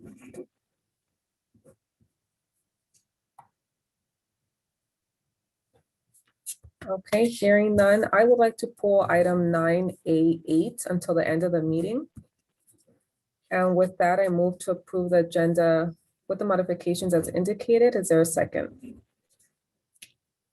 Second. Roll call vote, Ms. Gutierrez, Give me 1 second to look at that item. You said 9. 9A8. Oh, okay, yeah. Aye. Mr. Ramirez, Aye.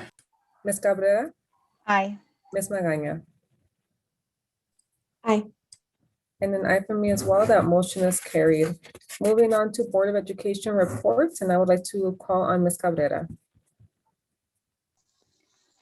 Buenas noches, everyone. Good evening. I just want to thank everyone that worked on the presentation earlier today on updates for what's happening at the schools and how we're getting ready. That was very informative, and just wanted to take the opportunity to thank our cabinet and everyone who worked on it, and those people who were on the pictures, taking action to make those things happen. And I want to, jumpstart, kind of do a pre-celebration shout out to all of the graduates that are going to begin graduating already very, very soon. Felicidades, big accomplishment. You worked so hard for this. We know that this year and a half has been difficult and you persevered, you made it. And so just wanted to shout you out and say congratulations, a few days early. Other than that, I just hope everyone's having a great evening, and that concludes my report. Ms. Magaña. Hello, everyone.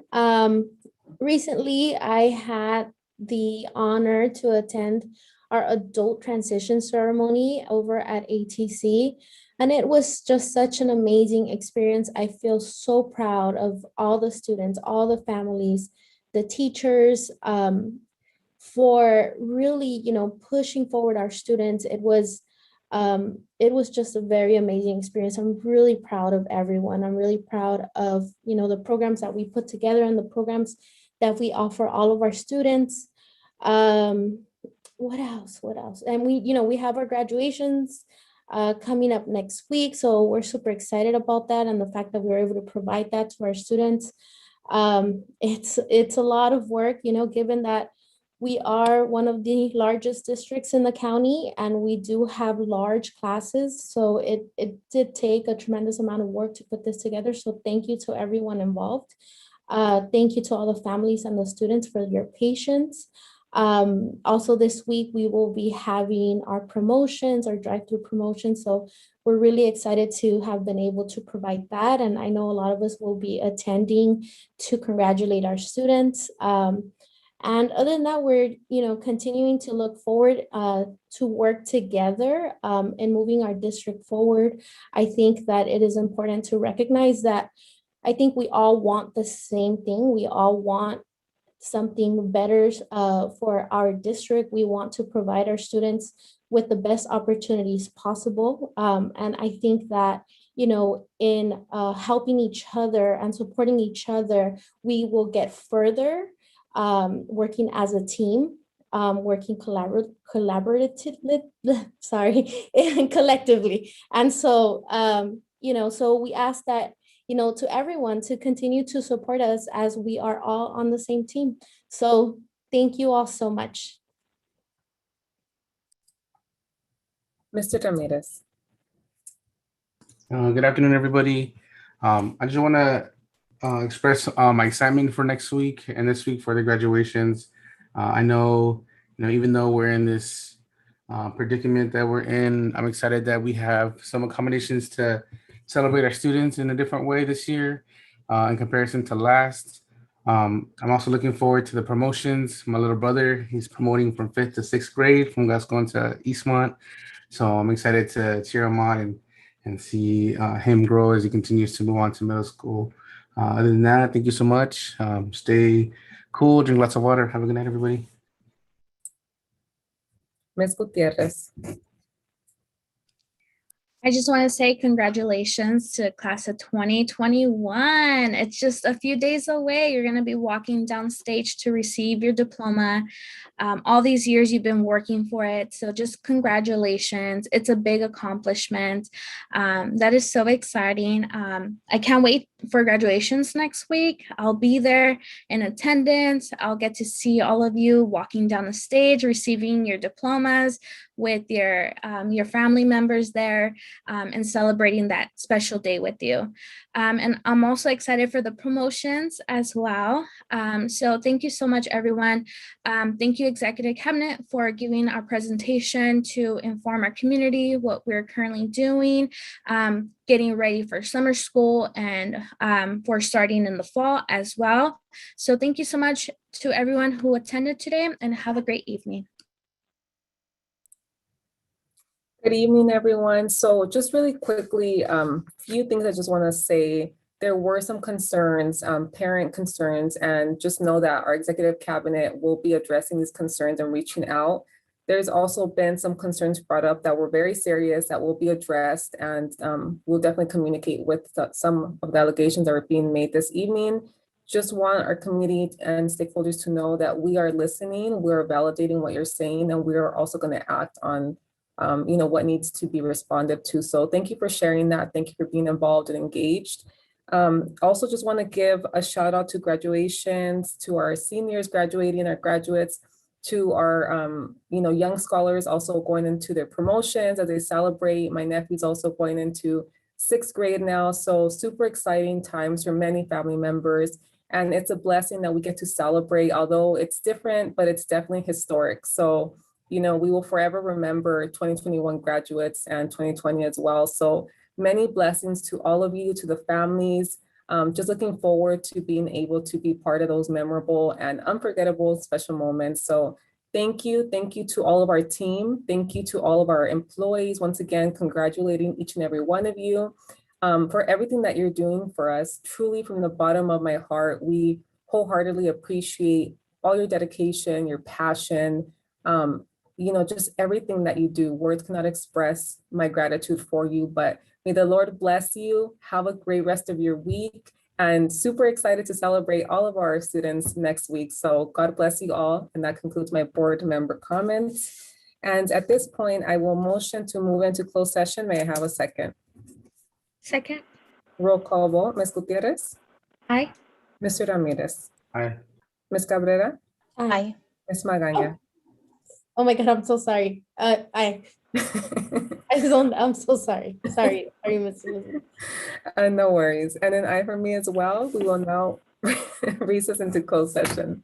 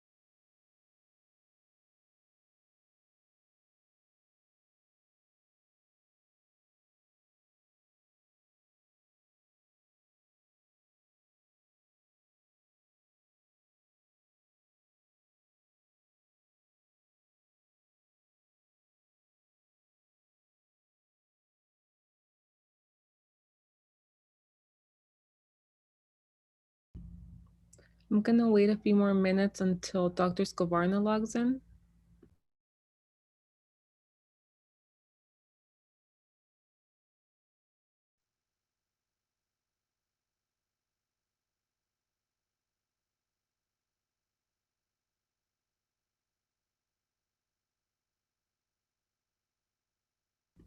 Okay, I believe everyone is present now.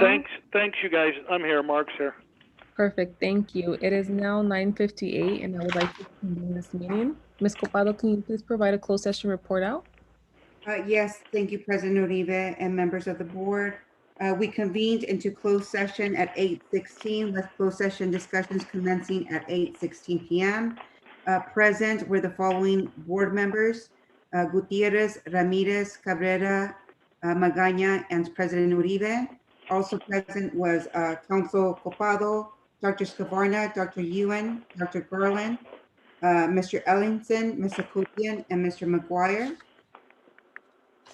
As to item A1 in the closed session agenda, board members were provided with a briefing.